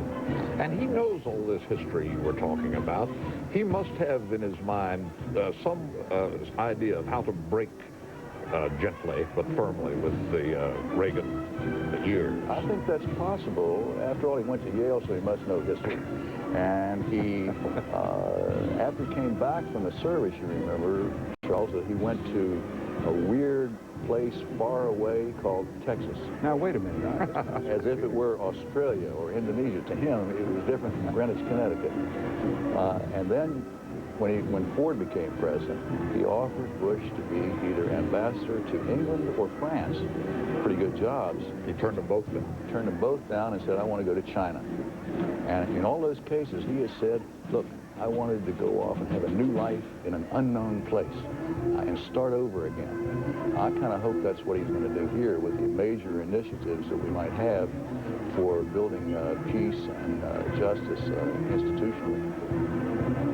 Well, as the band plays one of my own favorite marches, the Washington Post March, let's listen and watch the scene as it begins to build on the steps of the Capitol.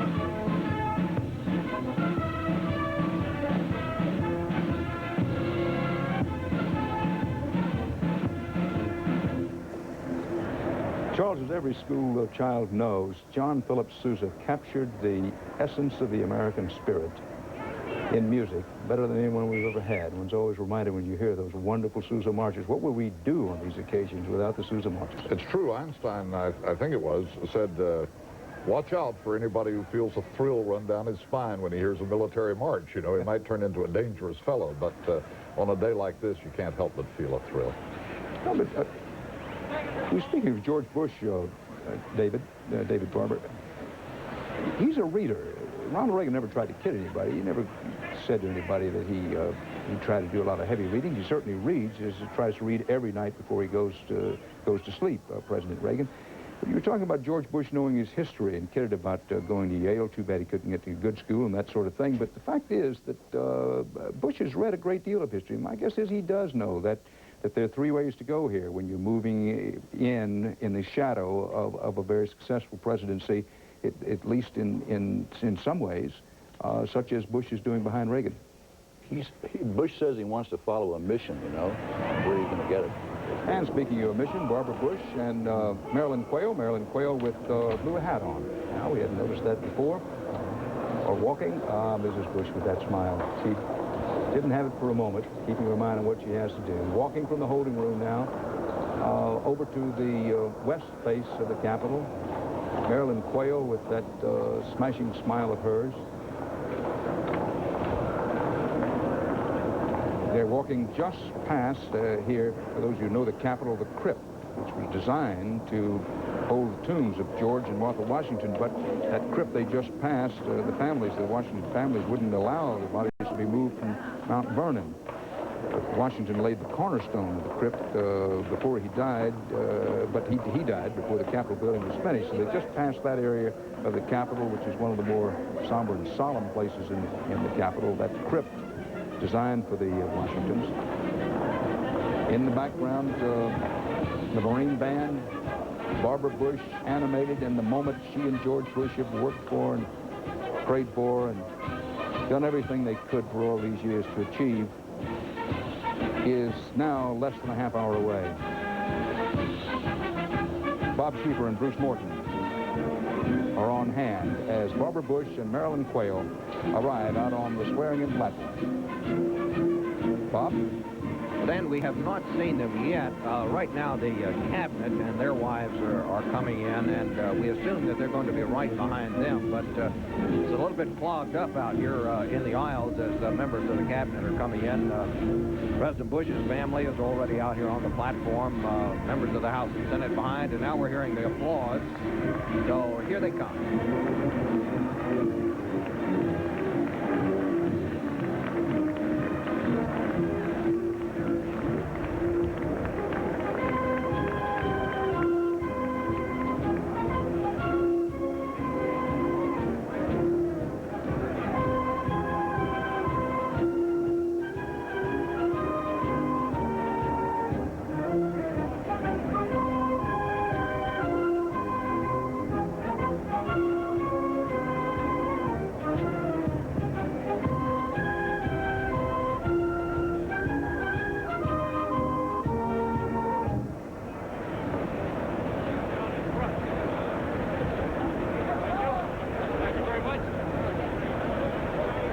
Bruce Morton, Washington has the reputation, I think unjustified, around the country as being, well, a little too blasé, a little too inside. On a day like today and in a place like this west face of the Capitol, just before the swearing in of a new president, even those who have the reputation of being high and mighty get a thrill up their spine. Well, Dan, there's nobody blasé here right now, that's for sure. These stands are just jammed with VIPs, and they're not blasé. You know, the Congress is here, the Senate is here, and everybody, I think, is excited. This really is the great American celebration, as somebody once called it, and it's a little cold, it's a little gray, but all of these people are here to celebrate and to do this uniquely American thing, to hand power over peacefully, which most other countries seem to have a hard time doing, which has become an American tradition.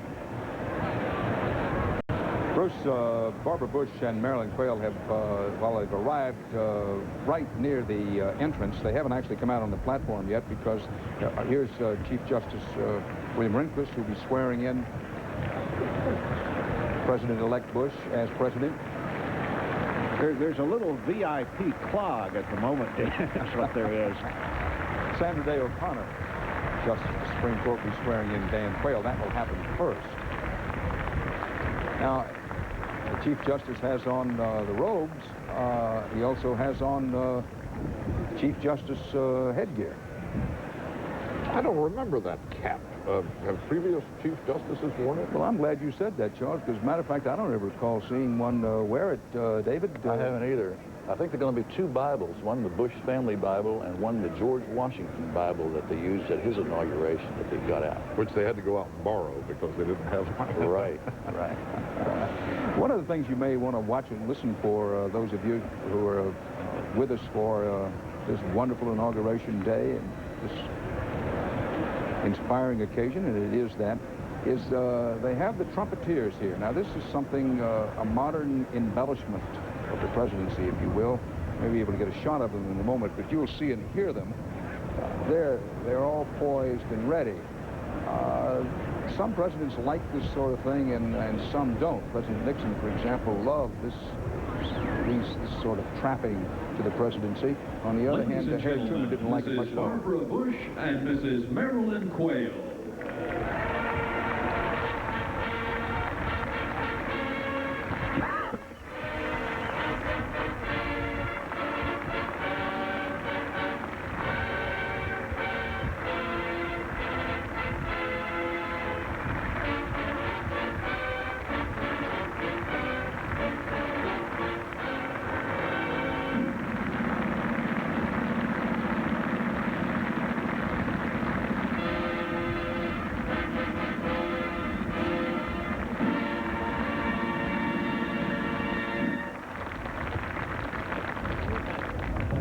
trumpets from the U.S. Army Herald trumpets, and now the Marine Corps band strikes up again.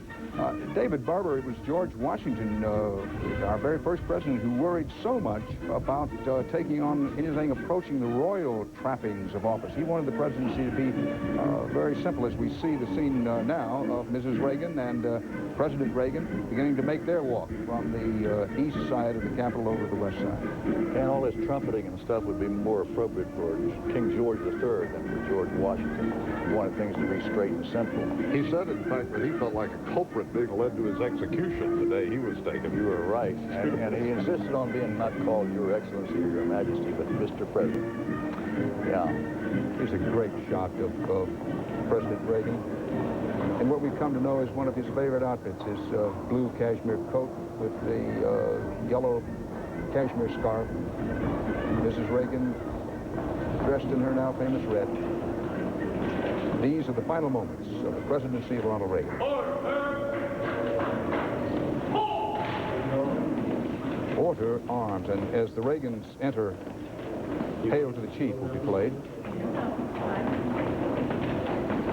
I understand he's going to open up the White House on Saturday morning for 3 hours and have everybody be able to come in to the White House. That's pretty unusual.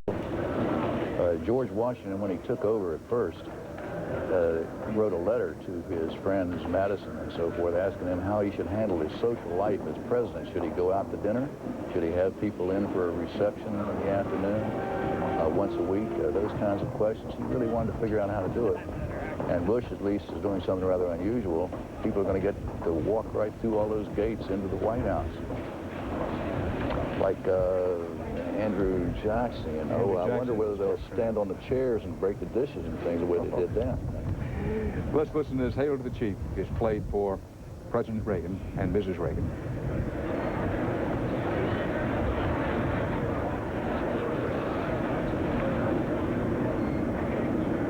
Slight stage wait here, but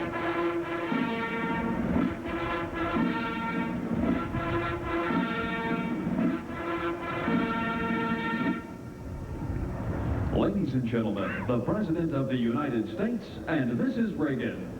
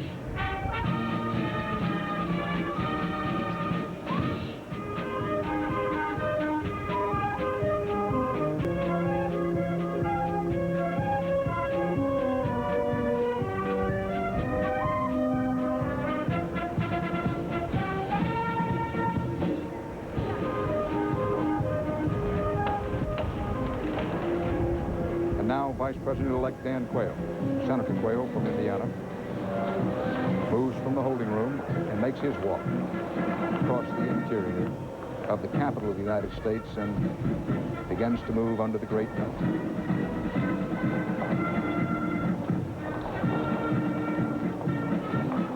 Jim, Senator Mitchell of Maine, just over his right shoulder. Here's one of his escorts.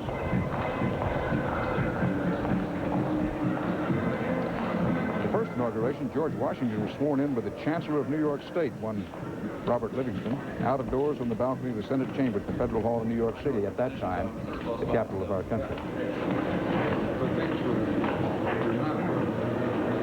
Tom Foley of the House of Representatives, the House representative of this escort for Vice President-elect Dan Quayle.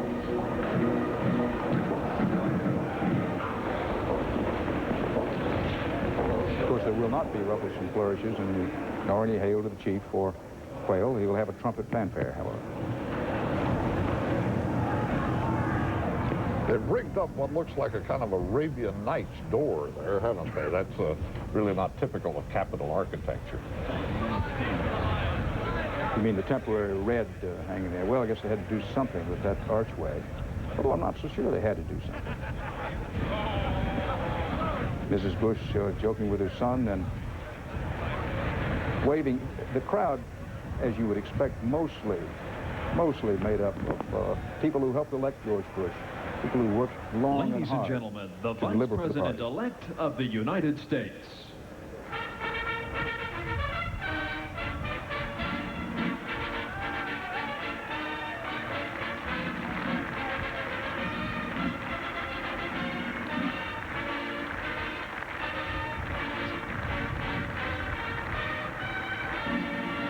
He says he's going to be the same kind of vice president as Bush was.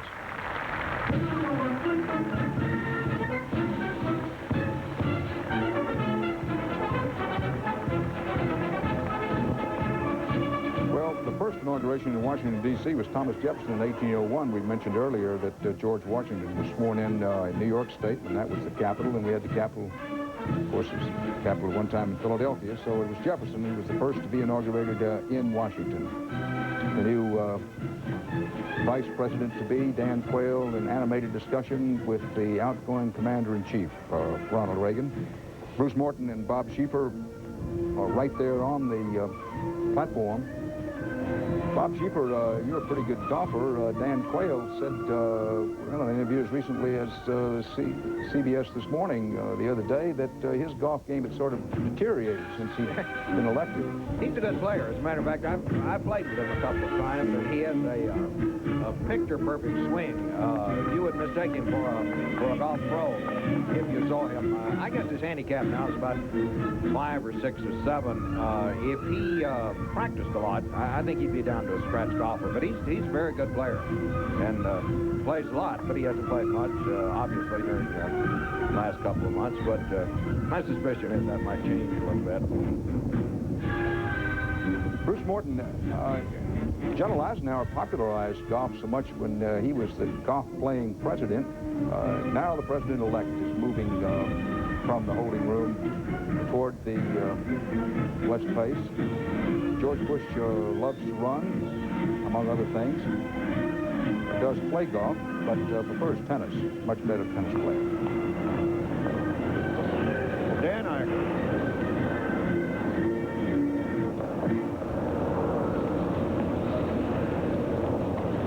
Now, finally, in his face, you can see what looks like a little bit of nervous tension for the first time today, can't you? Well, who wouldn't have butterflies in a moment like this? Even someone so experienced in public service as this man.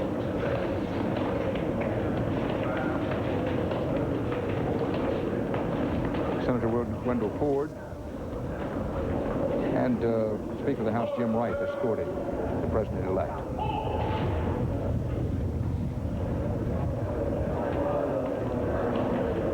And for George Bush, it doesn't get any better than this. Order arms in the background, and about to walk out onto the swearing-in platform to become the 41st President of the United States.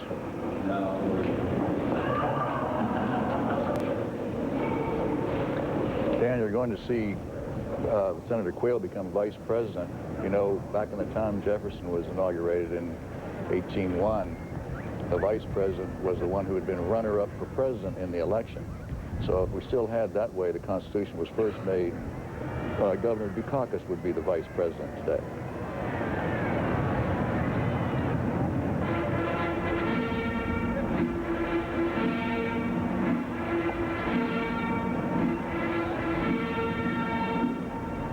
Ladies and gentlemen, the Vice President of the United States.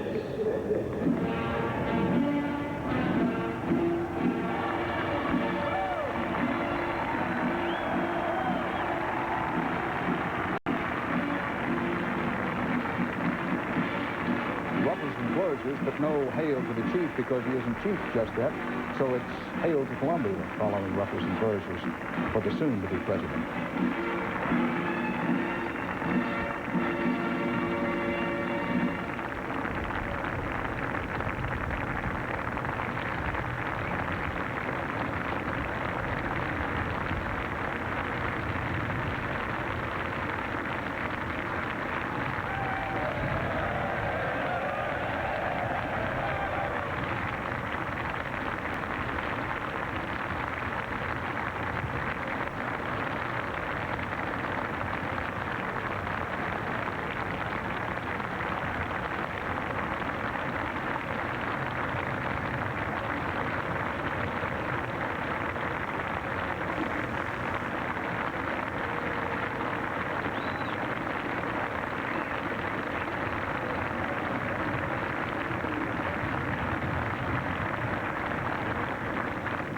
Mr. President, Mr. Vice President, and my fellow Americans, on behalf of the Joint Congressional Committee on Inaugural Ceremonies, welcome to the bicentennial presidential inauguration. It is now my pleasure to present for the invocation the Reverend Billy Graham. Will everyone please rise?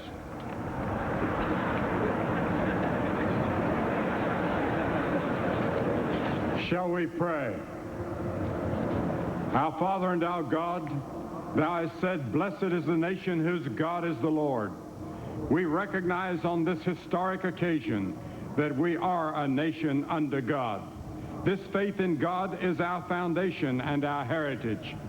Thou hast warned us in the Holy Scriptures, if the foundations be destroyed, what can the righteous do? We confess that we're in danger of destroying some of those foundations. For at times our faith in thee has faltered, and we've chosen to go our own way rather than the way that thou wouldst have us go, both as individuals and as a nation. Forgive us, we pray, as we turn to thee in repentance and faith. Restore us to thyself and create within us a desire to follow thy will for all our lives. As George Washington reminded us in his farewell address, morality and faith are the pillars of our society. May we never forget that. The scripture also says, promotion comes not from the east nor from the west, but from thee. We acknowledge thy divine help in the selection of our leadership each 4 years. We recognize, O Lord, that in thy sovereignty, thou hast permitted Ronald Reagan to lead us for the past 8 years. We pray that as he and his wife, Nancy, leave the White House and go to the West Coast, that thou wouldst give them many more years of health and happiness. And now we come to a new era in our history. In thy sovereignty, thou hast permitted George Bush to lead us at this momentous hour of our history for the next 4 years. As he today places his hand upon the Bible and solemnly swears before thee to preserve, protect, and defend the Constitution, give him the wisdom, integrity, and courage to help this become a nation that is gentle and kind. Protect him from physical danger, and in the lonely moments of decision, grant him thy wisdom to know what is morally right and an uncompromising courage to do it. Give him a cool head and a warm heart. Give him a compassion for those in physical, moral, and spiritual need. Oh God, we consecrate today George Herbert Walker Bush to the presidency of these United States with the assurance that from this hour on, as he and his family move into the White House, they will have the presence and the power of the one who said, I will never leave thee nor forsake thee. We pray that thou would bless his wife Barbara and his children as they stand at his side, and his mother who is here today.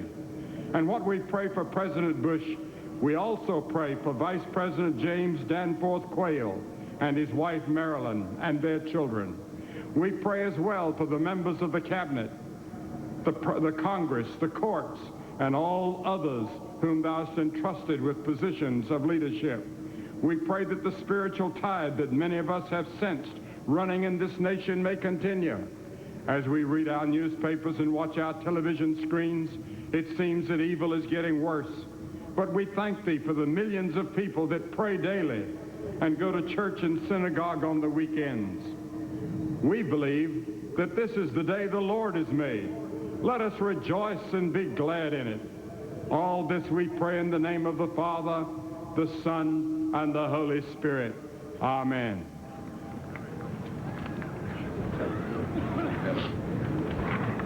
It is now my special pleasure to introduce the Harlan Boys Choir from Harlan, Kentucky, under the direction of Mr. David Davies. They will sing "This Is My Country."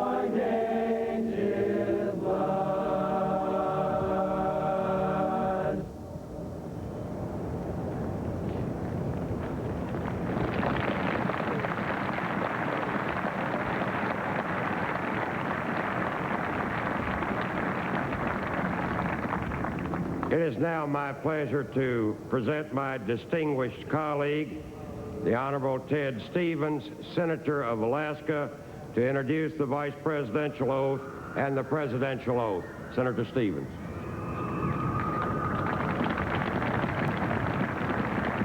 Thank you, Chairman Ford, for your many courtesies. President Mrs. Reagan, Vice President Mrs. Bush, fellow citizens. The Vice President-elect will take his oath of office as his wife, Marilyn Tucker Quayle, holds the Quayle family Bible. Their children, Tucker, Benjamin, and Corinne, will join them. The Vice President-elect has asked a gracious lady, the first woman to sit on the highest court of our land, to administer his oath of office. It is my honor to present now the distinguished Associate Justice of the Supreme Court, the Honorable Sandra Day O'Connor, who will administer the oath of office to the Vice President-elect, James Danforth Quayle.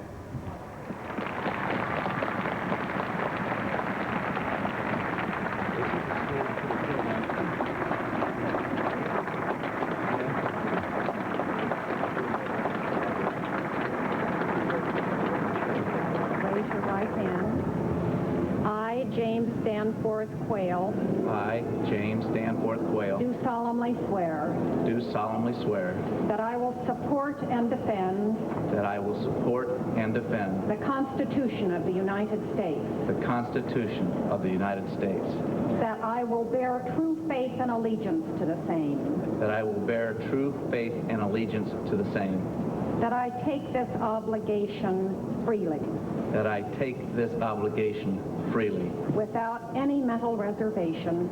Without any mental reservation. Or purpose of evasion. Or purpose of evasion. That I will well and faithfully discharge. That I will well and faithfully discharge. The duties of the office. The duties of the office. On which I am about to enter. On which I am about to enter. So help me God. So help me God. Congratulations.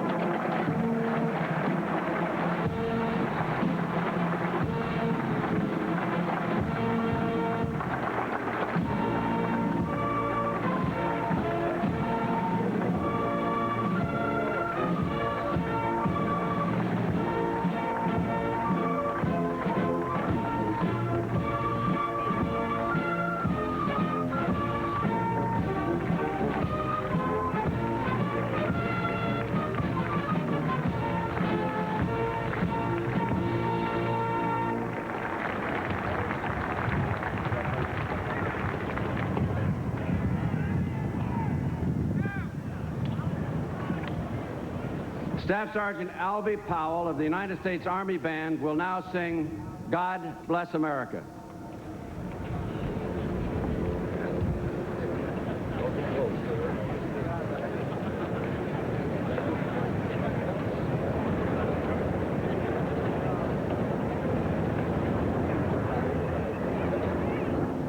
While the storm clouds gather far across the sea, let us swear allegiance to a land that's free. Let us all be grateful for so fair as we raise our voices in a solemn prayer. God bless America, land that I love. Stand beside her and guide her through the night with a light from above. From the mountains to the prairies to the oceans white with foam, God bless us.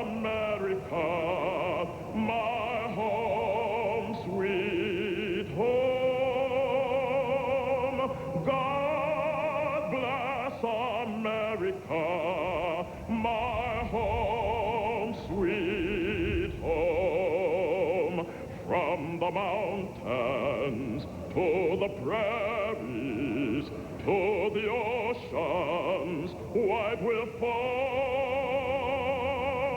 God bless America, my home, sweet home. God bless America, my home, sweet home.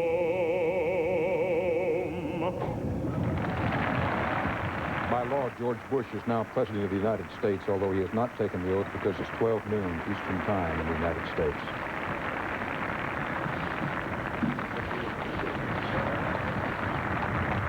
Thank you, Staff Sergeant Powell.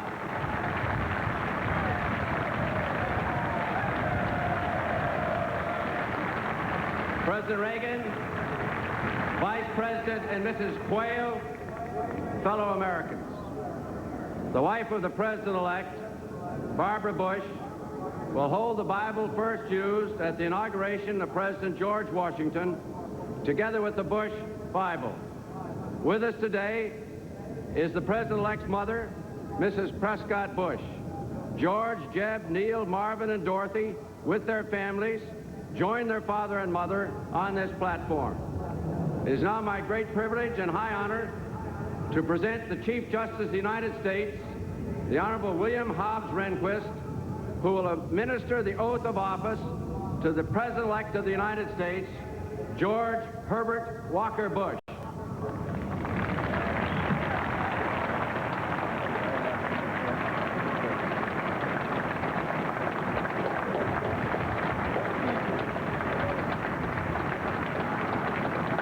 Raise your right hand and repeat after me.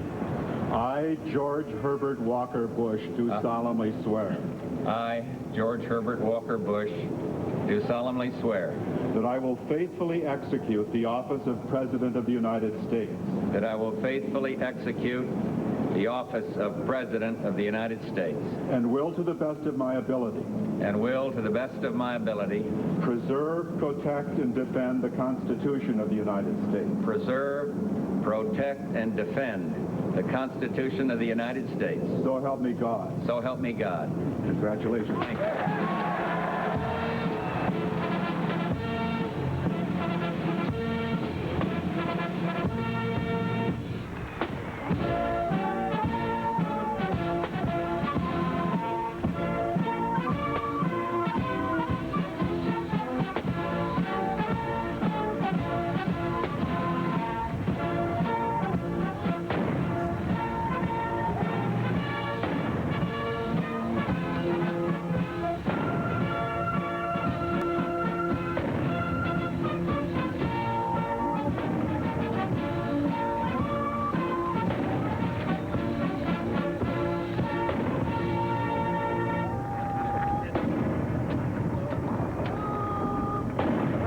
Gentlemen, the President of the United States.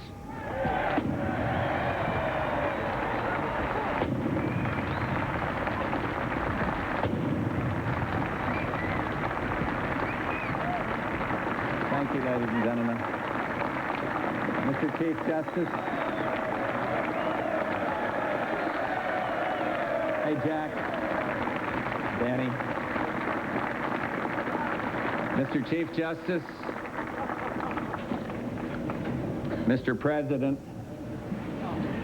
Vice President Quayle, Senator Mitchell, Speaker Wright, Senator Dole, Congressman Michael, and fellow citizens, neighbors, and friends. There is a man here who has earned a lasting place in our hearts and in our history. President Reagan, on behalf of our nation, I thank you for the wonderful things that you have done for America.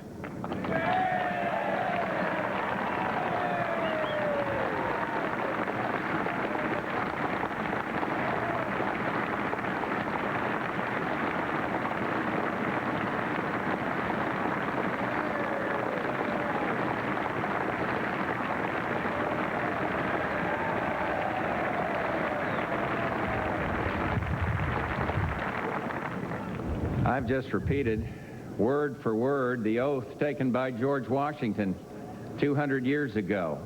And the Bible on which I placed my hand is the Bible on which he placed his.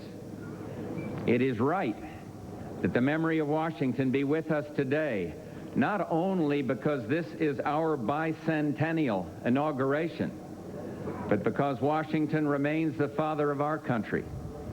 And he would, I think, be gladdened by this day, for today is the concrete expression of a stunning fact. Our continuity, these 200 years since our government began. We meet on democracy's front porch, a good place to talk as neighbors and as friends. For this is a day when our nation is made whole, when our differences for a moment are suspended. And my first act as president is a prayer. And I ask you to bow your heads. Heavenly Father, we bow our heads and thank you for your love. Accept our thanks for the peace that yields this day and the shared faith that makes its continuance likely. Make us strong to do your work, willing to heed and hear your will, and write on our hearts these words: use power to help people. For we are given power not to advance our own purposes, nor to make a great show in the world, nor a name. There is but one just use of power, and it is to serve people. Help us remember, Lord. Amen. I come before you and assume the presidency at a moment rich with promise. We live in a peaceful, prosperous time, but we can make it better. For a new breeze is blowing, and a world refreshed by freedom seems reborn. For in man's heart, if not in fact, the day of the dictator is over.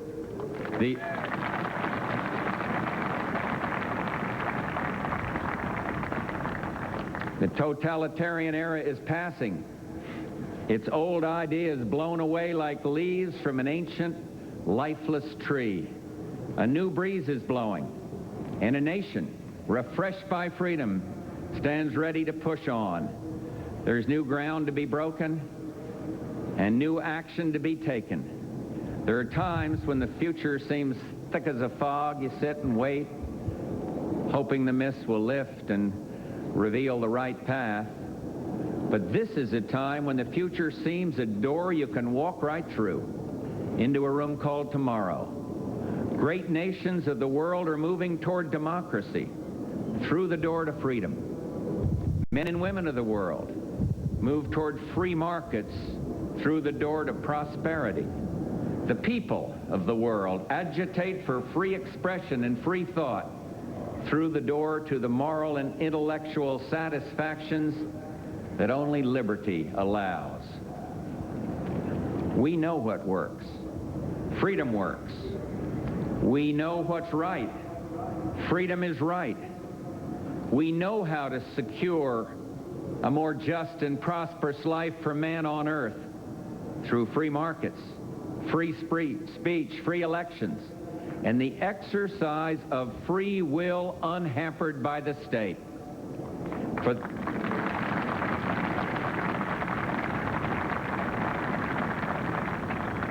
For the first time in this century, for the first time in perhaps all history, man does not have to invent a system by which to live.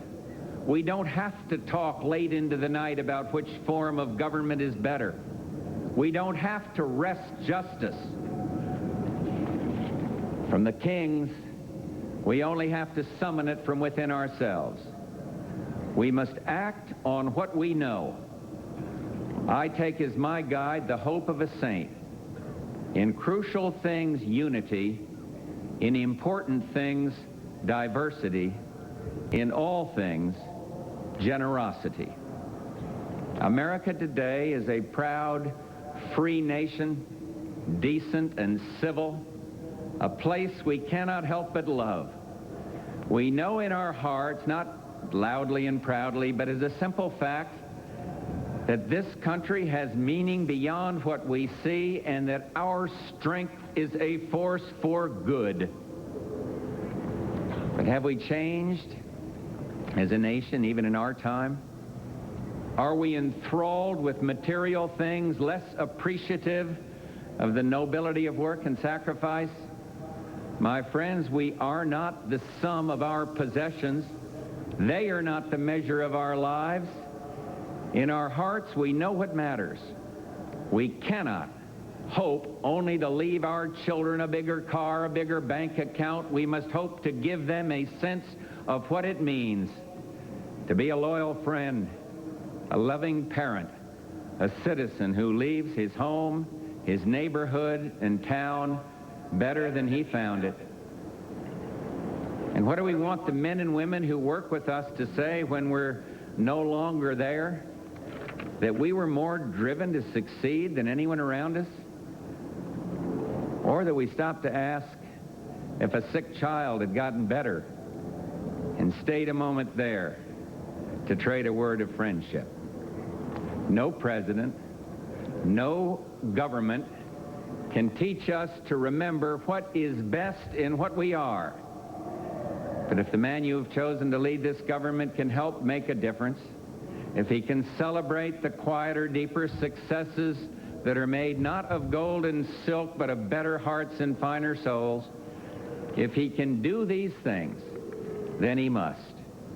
America is never wholly herself unless she is engaged in high moral principle. We as a people have such a purpose today. It is to make kinder the face of the nation and gentler the face of the world. My friends, we have work to do.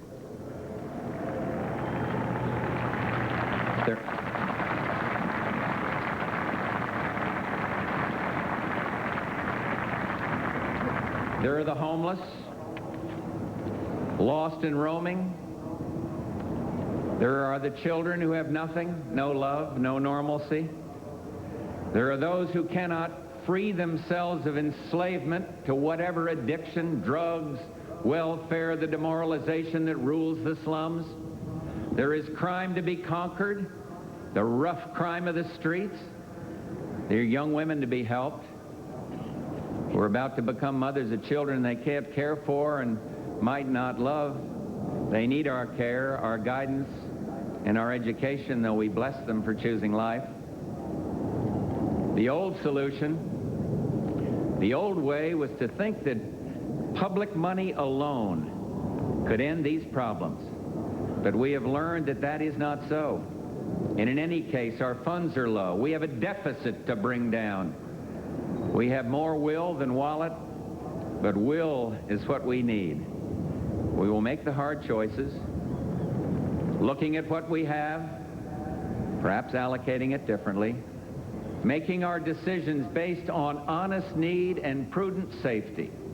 And then we will do the wisest thing of all.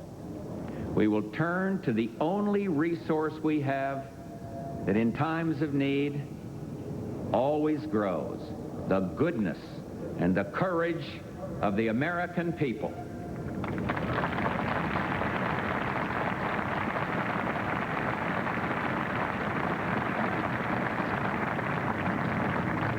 And I am speaking of a new engagement in the lives of others, a new activism, hands-on and involved, that gets the job done. We must bring in the generations, harnessing the unused talent of the elderly and the unfocused energy of the young. For not only leadership is passed from generation to generation, but so is stewardship. And the generation born after the Second World War has come of age. I've spoken of 1,000 points of light, of all the community organizations that are spread like stars throughout the nation doing good. We will work hand in hand, encouraging, sometimes leading, sometimes being led, rewarding. We will work on this in the White House, in the cabinet agencies. I will go to the people and the programs that are the brighter points of light, and I'll ask every member of my government to become involved. The old ideas are new again because they're not old. They are timeless.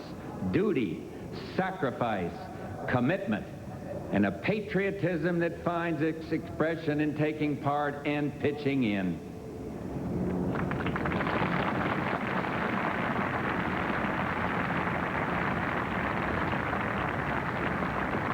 And we need a new engagement, too, between the executive and the Congress.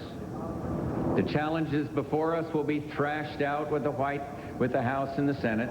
And we must bring the federal budget into balance. And we must ensure that America stands before the world united, strong, at peace, and fiscally sound. But of course, things may be difficult. We need compromise. We've had dissension. We need harmony. We've had a chorus of discordant voices. For Congress, too, has changed in our time. There's grown a certain divisiveness. We've seen the hard looks and heard the statements in which not each other's ideas are challenged, but each other's motives. And our great parties have too often been far apart and untrusting of each other. It's been this way since Vietnam. That war cleaves us still. But friends, that war began in earnest a quarter of a century ago. And surely the statute of limitations has been reached. This is a fact. The final lesson of Vietnam is that no great nation can long afford to be sundered by a memory. A new breeze is blowing, and the old bipartisanship must be made new again.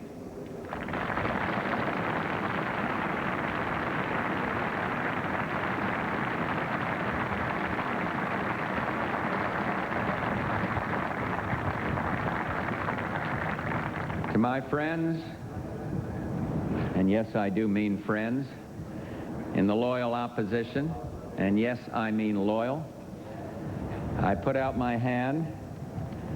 I'm putting out my hand to you, Mr. Speaker. I'm putting out my hand to you, Mr. Majority Leader. For this is the thing. This is the age of the offered hand, and we can't turn back clocks, and I don't want to. But when our fathers were young, Mr. Speaker, our differences ended at the water's edge. And we don't wish to turn back time. But when our mothers were young, Mr. Majority Leader, the Congress and the executive were capable of working together to produce a budget on which this nation could live. Let us negotiate soon and hard, but in the end, let us produce. The American people await action. They didn't send us here to bicker. They ask us to rise above the merely partisan.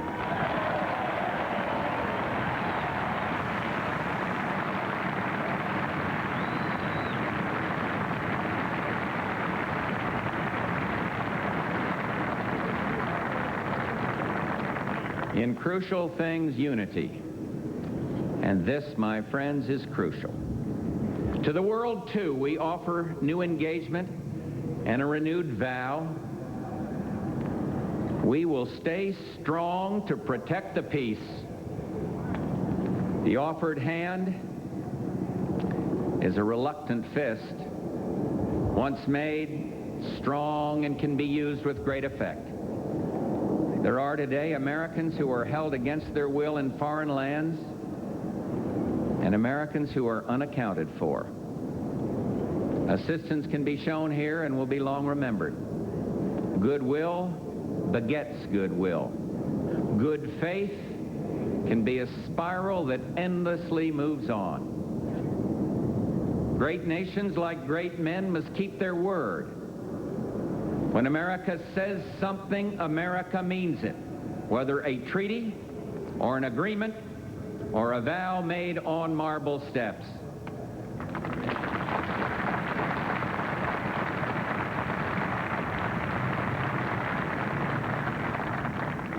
We will always try to speak clearly, for candor is a compliment, but subtlety, too, is good and has its place. while keeping our alliances and friendships around the world strong, ever strong, we will continue the new closeness with the Soviet Union, consistent both with our security and with progress. One might say that our new relationship in part reflects the triumph of hope and strength over experience. But hope is good, and so is strength and vigilance. Here today are tens of thousands of our citizens who feel the understandable satisfaction of those who have taken part in democracy and seen their hopes fulfilled. But my thoughts have been turning the past few days to those who would be watching at home, to an older fellow who will throw a salute by himself when the flag goes by, and the woman who will tell her sons the words of the battle hymns. I don't mean this to be sentimental.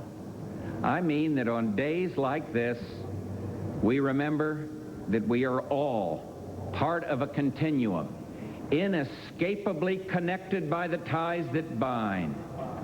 Our children are watching in schools throughout our great land, and to them I say, thank you for watching democracy's big day.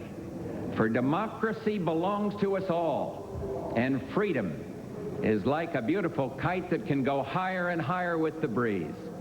And to all I say, no matter what your circumstances or where you are part of this day. You are part of the life of our great nation.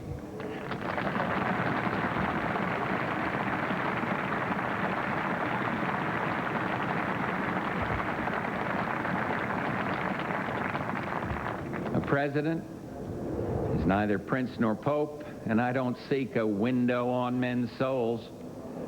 In fact, I yearn for a greater tolerance, an easygoingness about each other's attitudes and way of life. There are few clear areas in which we as a society must rise up united and express our intolerance. The most obvious now is drugs. And when that first cocaine was smuggled in on a ship, it may as well have been a deadly bacteria, so much as it hurt the body, the soul of our country. And there is much to be done and to be said. But take my word for it, this scourge will stop.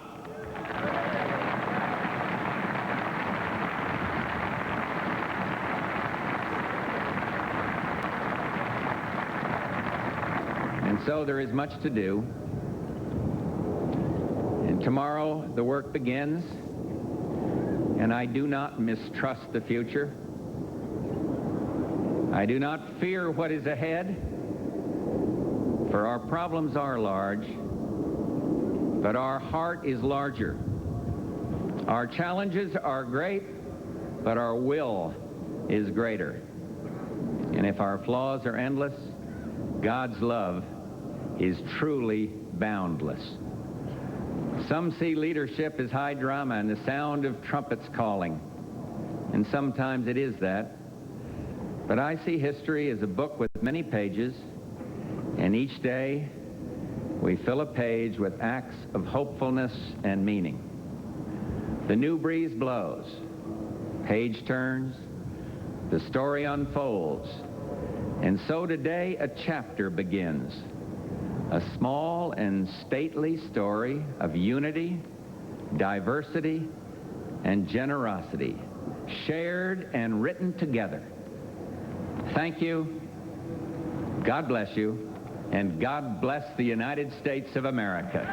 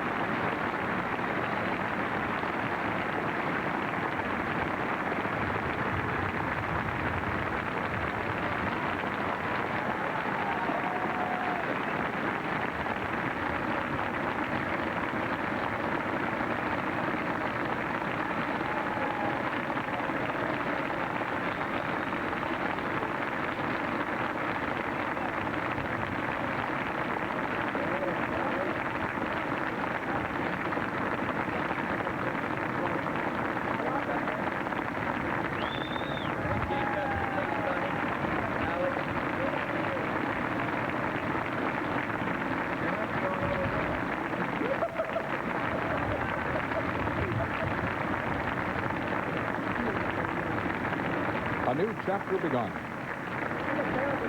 The 41st President of the United States using as his theme, and this is a direct quote from his inaugural address, "A new breeze is blowing." Our new president's inaugural address, about average in length, some 2,300 words. The average length over the 200 years of our presidency has been about 2,500 words. The shortest was George Washington's second inaugural speech, only 135 words. 135 words for George Washington. Please remain standing for the benediction by Reverend Billy Graham, and remain standing for the singing of our national anthem by Staff Sergeant Alvy Powell.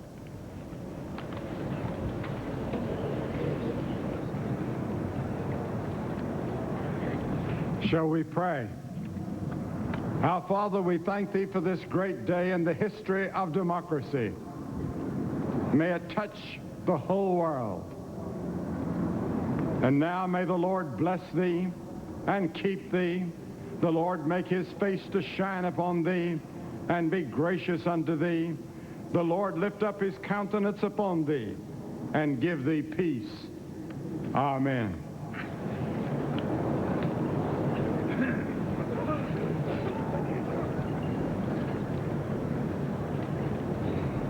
Oh, say, can you see by the dawn's early light what so proudly we held at the twilight's last gleaming, whose broad stripes and the bright stars through the perilous fight, oh, the ramparts we watched were so gallantly streaming, and the rapids' red glare, the bombs bursting in air, gave proof through the night that our flag was still there. Oh, say does that star-spangled banner yet wave? Oh, the land of the free and the home of the brave.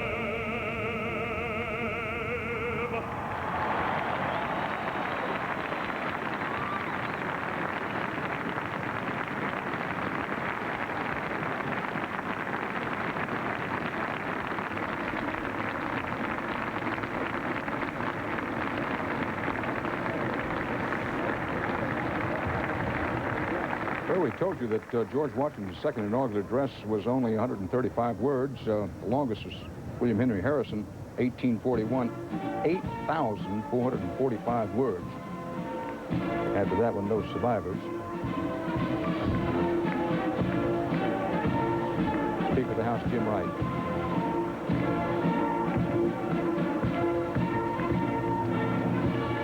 That was shaking hands.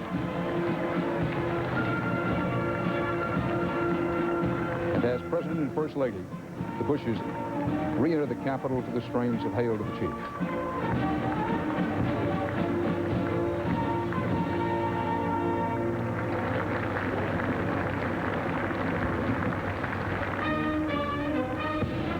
And the new Vice President of the United States, 44th Vice President of the United States, and his wife, Marilyn, Dan and Marilyn Quayle.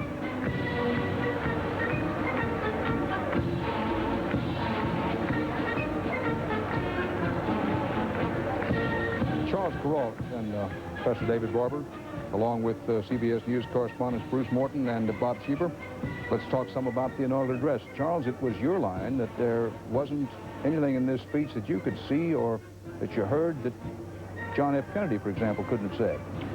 Well, President Bush did give a couple of nods to the right wing, but in general, I can't imagine how he could have made a more conciliatory speech than that. He is reaching out to everybody, it seems to me, Dan. And as soon as he finished delivering the speech, he went right straight to a couple of old foes, Bob Dole and Speaker Wright, to shake hands with them.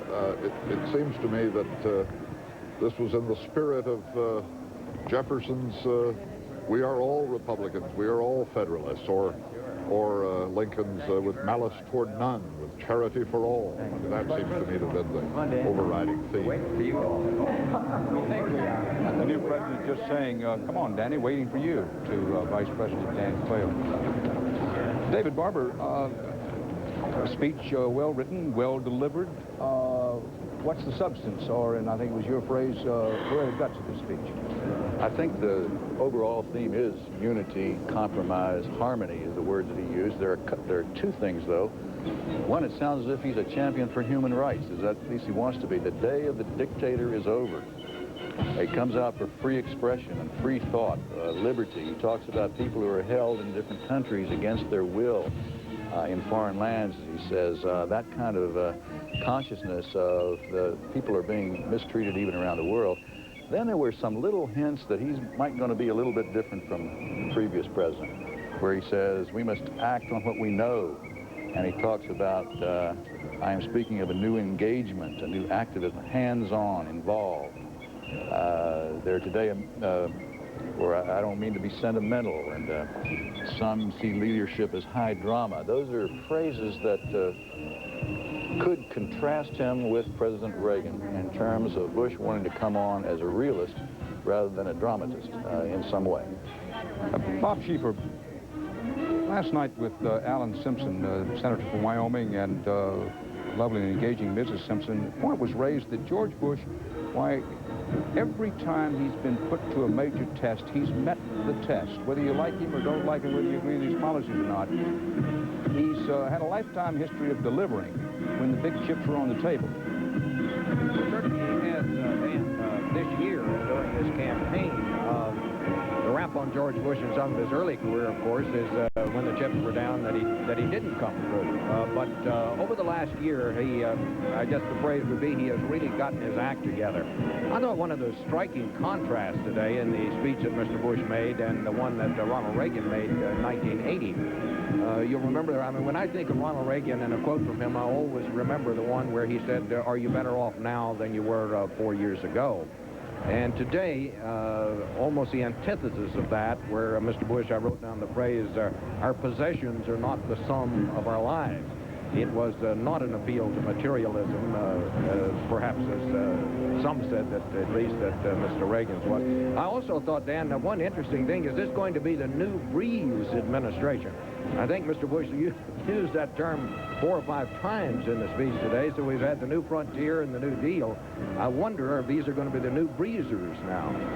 These pictures you are seeing are from the Great Rotunda at the Capitol, where the newly sworn-in Bushes and Quayle will shortly be having the traditional congressional lunch. But before that, this is what we're leading up to next. The next important series of pictures you're likely to see are those involving the goodbyes between now former President Reagan and Nancy Reagan, the new president,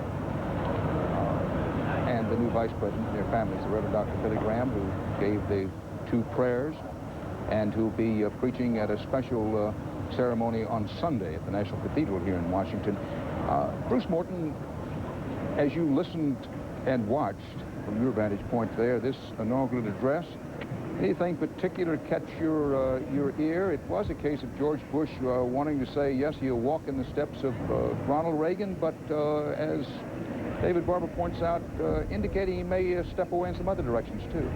Well, I thought it had quite a different quality, Dan. I kept thinking of Quaker metaphors. You know, in the good old-fashioned sense of the word, it was a homely speech, down to earth, homespun, not high-flown.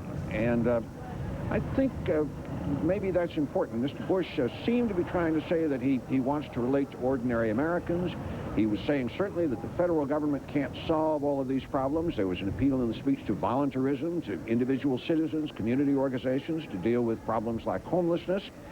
And watching the congressmen and senators on the platform, the loudest applause the speech got was, in fact, when he made that appeal for bipartisanship and saying that the President and the Congress have to work together as they did after World War II and before Vietnam. We'll have to see how that works, of course, but that line got very loud applause from the people it was aimed at. Now, on the east front of the Capitol, the goodbyes.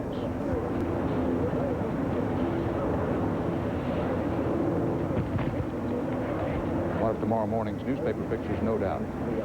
President Nancy Reagan, former President Reagan now, George and Barbara Bush. Now, what will happen here is they walk down the steps on the east front of the White House, of the Capitol. They're facing the Supreme Court buildings. Those buildings in the background in the Capitol you see there are the House office buildings, but just in front, over behind the helicopter off to your left on the screen, is the Supreme Court building. Now, this helicopter, called Nighthawk 1 for this trip, instead of Marine 1, and that's because it will no longer carry the President of the United States. More about that in a moment.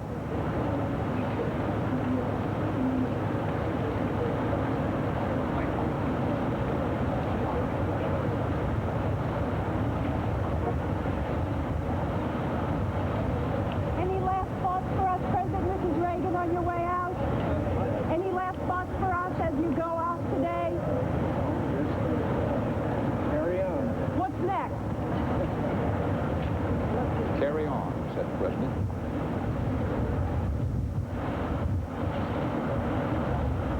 Then he'll salute.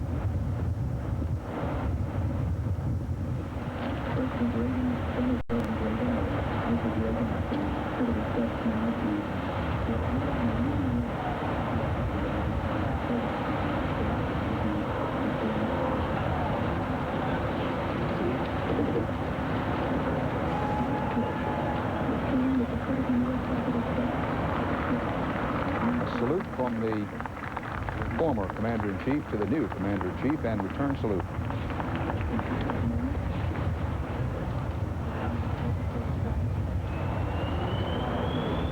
Now, the Bushes will wave goodbye from the steps of the Capitol as the helicopter takes off, and then we'll make a sweep around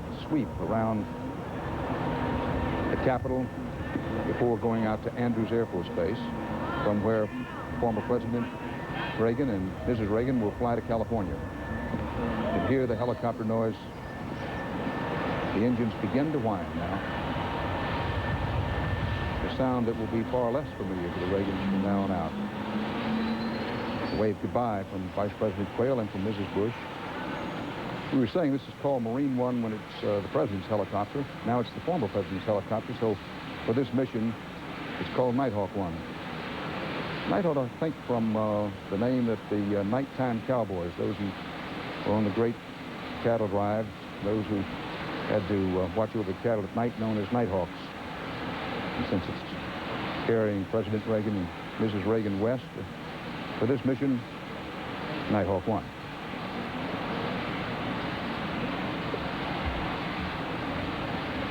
Phil Jones is outside the east front of the Capitol watching President and Mrs. Bush, and it is now President and Mrs. Bush say goodbye to former President and Mrs. Reagan. Phil? Watch the scene here, the helicopter getting ready to take off for Andrews Air Force Base. You have to think that Ronald Reagan is certainly not going to miss all the headaches of the presidency, but this has to be one thing that Ronald and Nancy Reagan are really going to miss, and that is transportation. A helicopter ready to take you any place you want to go, the short commute from wherever to Air Force One.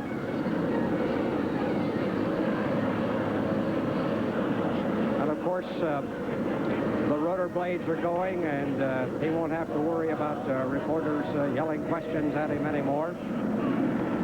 This is that Ronald Reagan and Nancy Reagan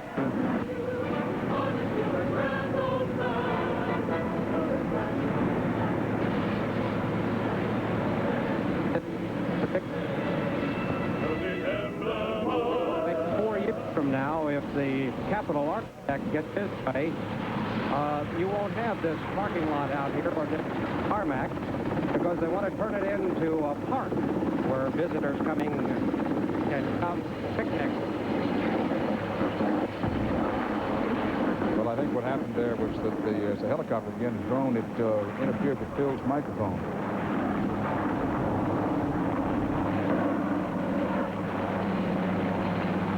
Up and away, the Reagans, away from the Capitol, out of Washington.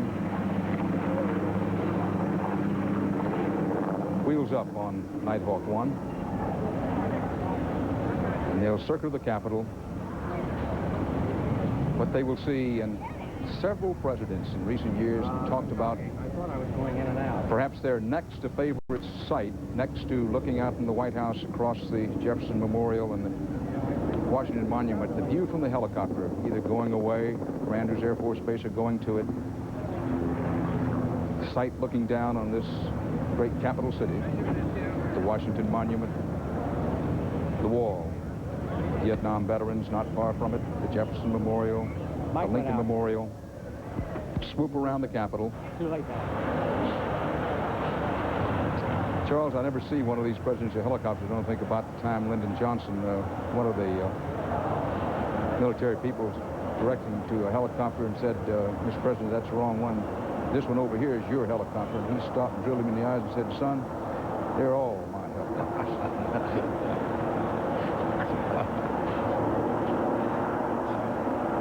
And in that spirit, they're now all George Bush's helicopters. They're making a ceremonial turn, aren't they? This isn't the direct route to Andrews Air Force. Oh, no, that's the whole point here, is a ceremonial circle of flyby. Maybe we should call this a whirlby.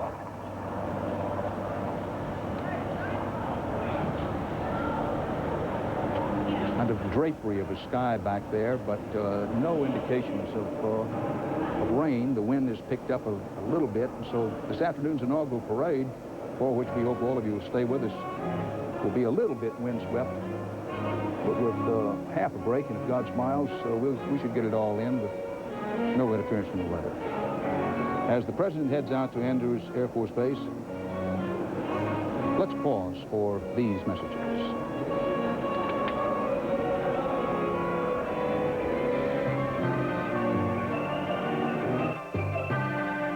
I, George Herbert Walker Bush, do solemnly swear. I, George Herbert Walker Bush, do solemnly swear that I will faithfully execute the office of President of the United States.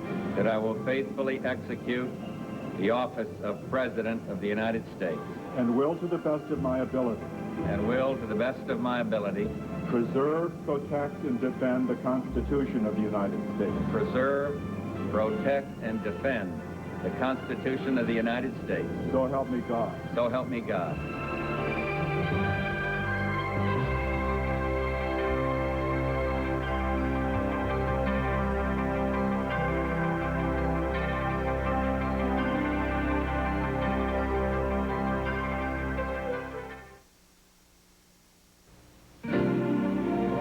Never thought it'd work. Send everybody from the plant to school, give us union guys a say in running things. Look, 1 million cars from right here. Wasn't easy. But I figure GM customers are getting some of the best-built cars in America from these guys. So, I guess it is working. The UAW GM Training Partnership is now the largest private educational program in the world. The nutrition in Kellogg's Mini Wheats helps keep me strong and limber, but the kid in me loves the frosted side as much as chopping timber! The shredded wheat keeps my future bright, but the kid in me finds the frosted side a mystical delight.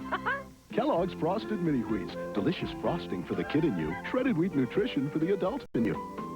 The fiber in Mini Wheats gives me a great start. When it comes to the great taste, I'm just a kid at heart.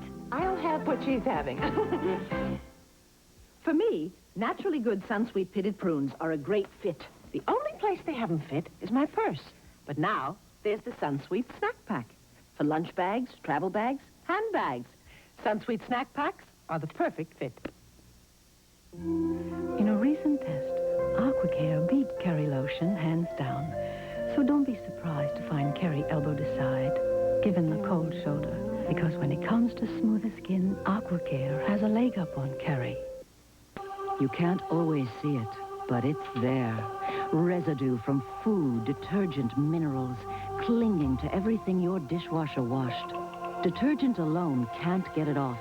You also need Jet Dry, a rinse agent, to shower it off in the final rinse and keep it from sticking to your dishes.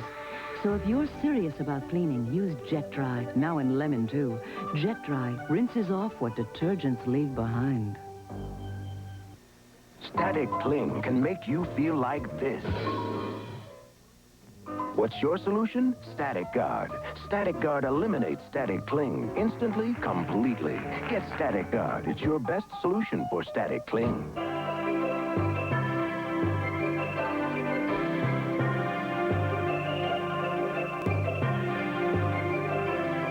Get ready for an uplifting experience from Down Under. Welcome to us, mate. That's definitely not Kansas. Live the Australian adventures Saturday at Dolphin Cove.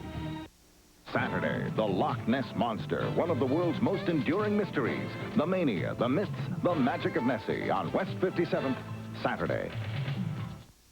WRAL-TV, Raleigh, Durham, Fayetteville.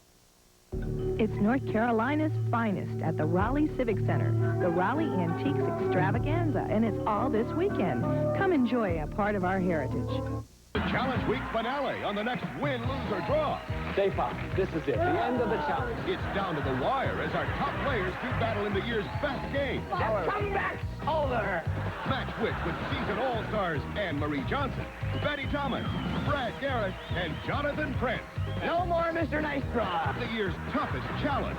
They'll never get this in a million years. On the next Win, Lose, or Draw. Weeknights at 7:30 on WRAL-TV 5. Living, loving, building, growing. Hometown proud America. IGA is hometown proud with specials like Dole Bananas 3-pound bunch, just $1. Fab Detergent 42-ounce box, $1.39. Kate's Kosher Dills 32-ounce jar, $1.59. And Table Right fresh lean ground beef, 99 cents a pound. Home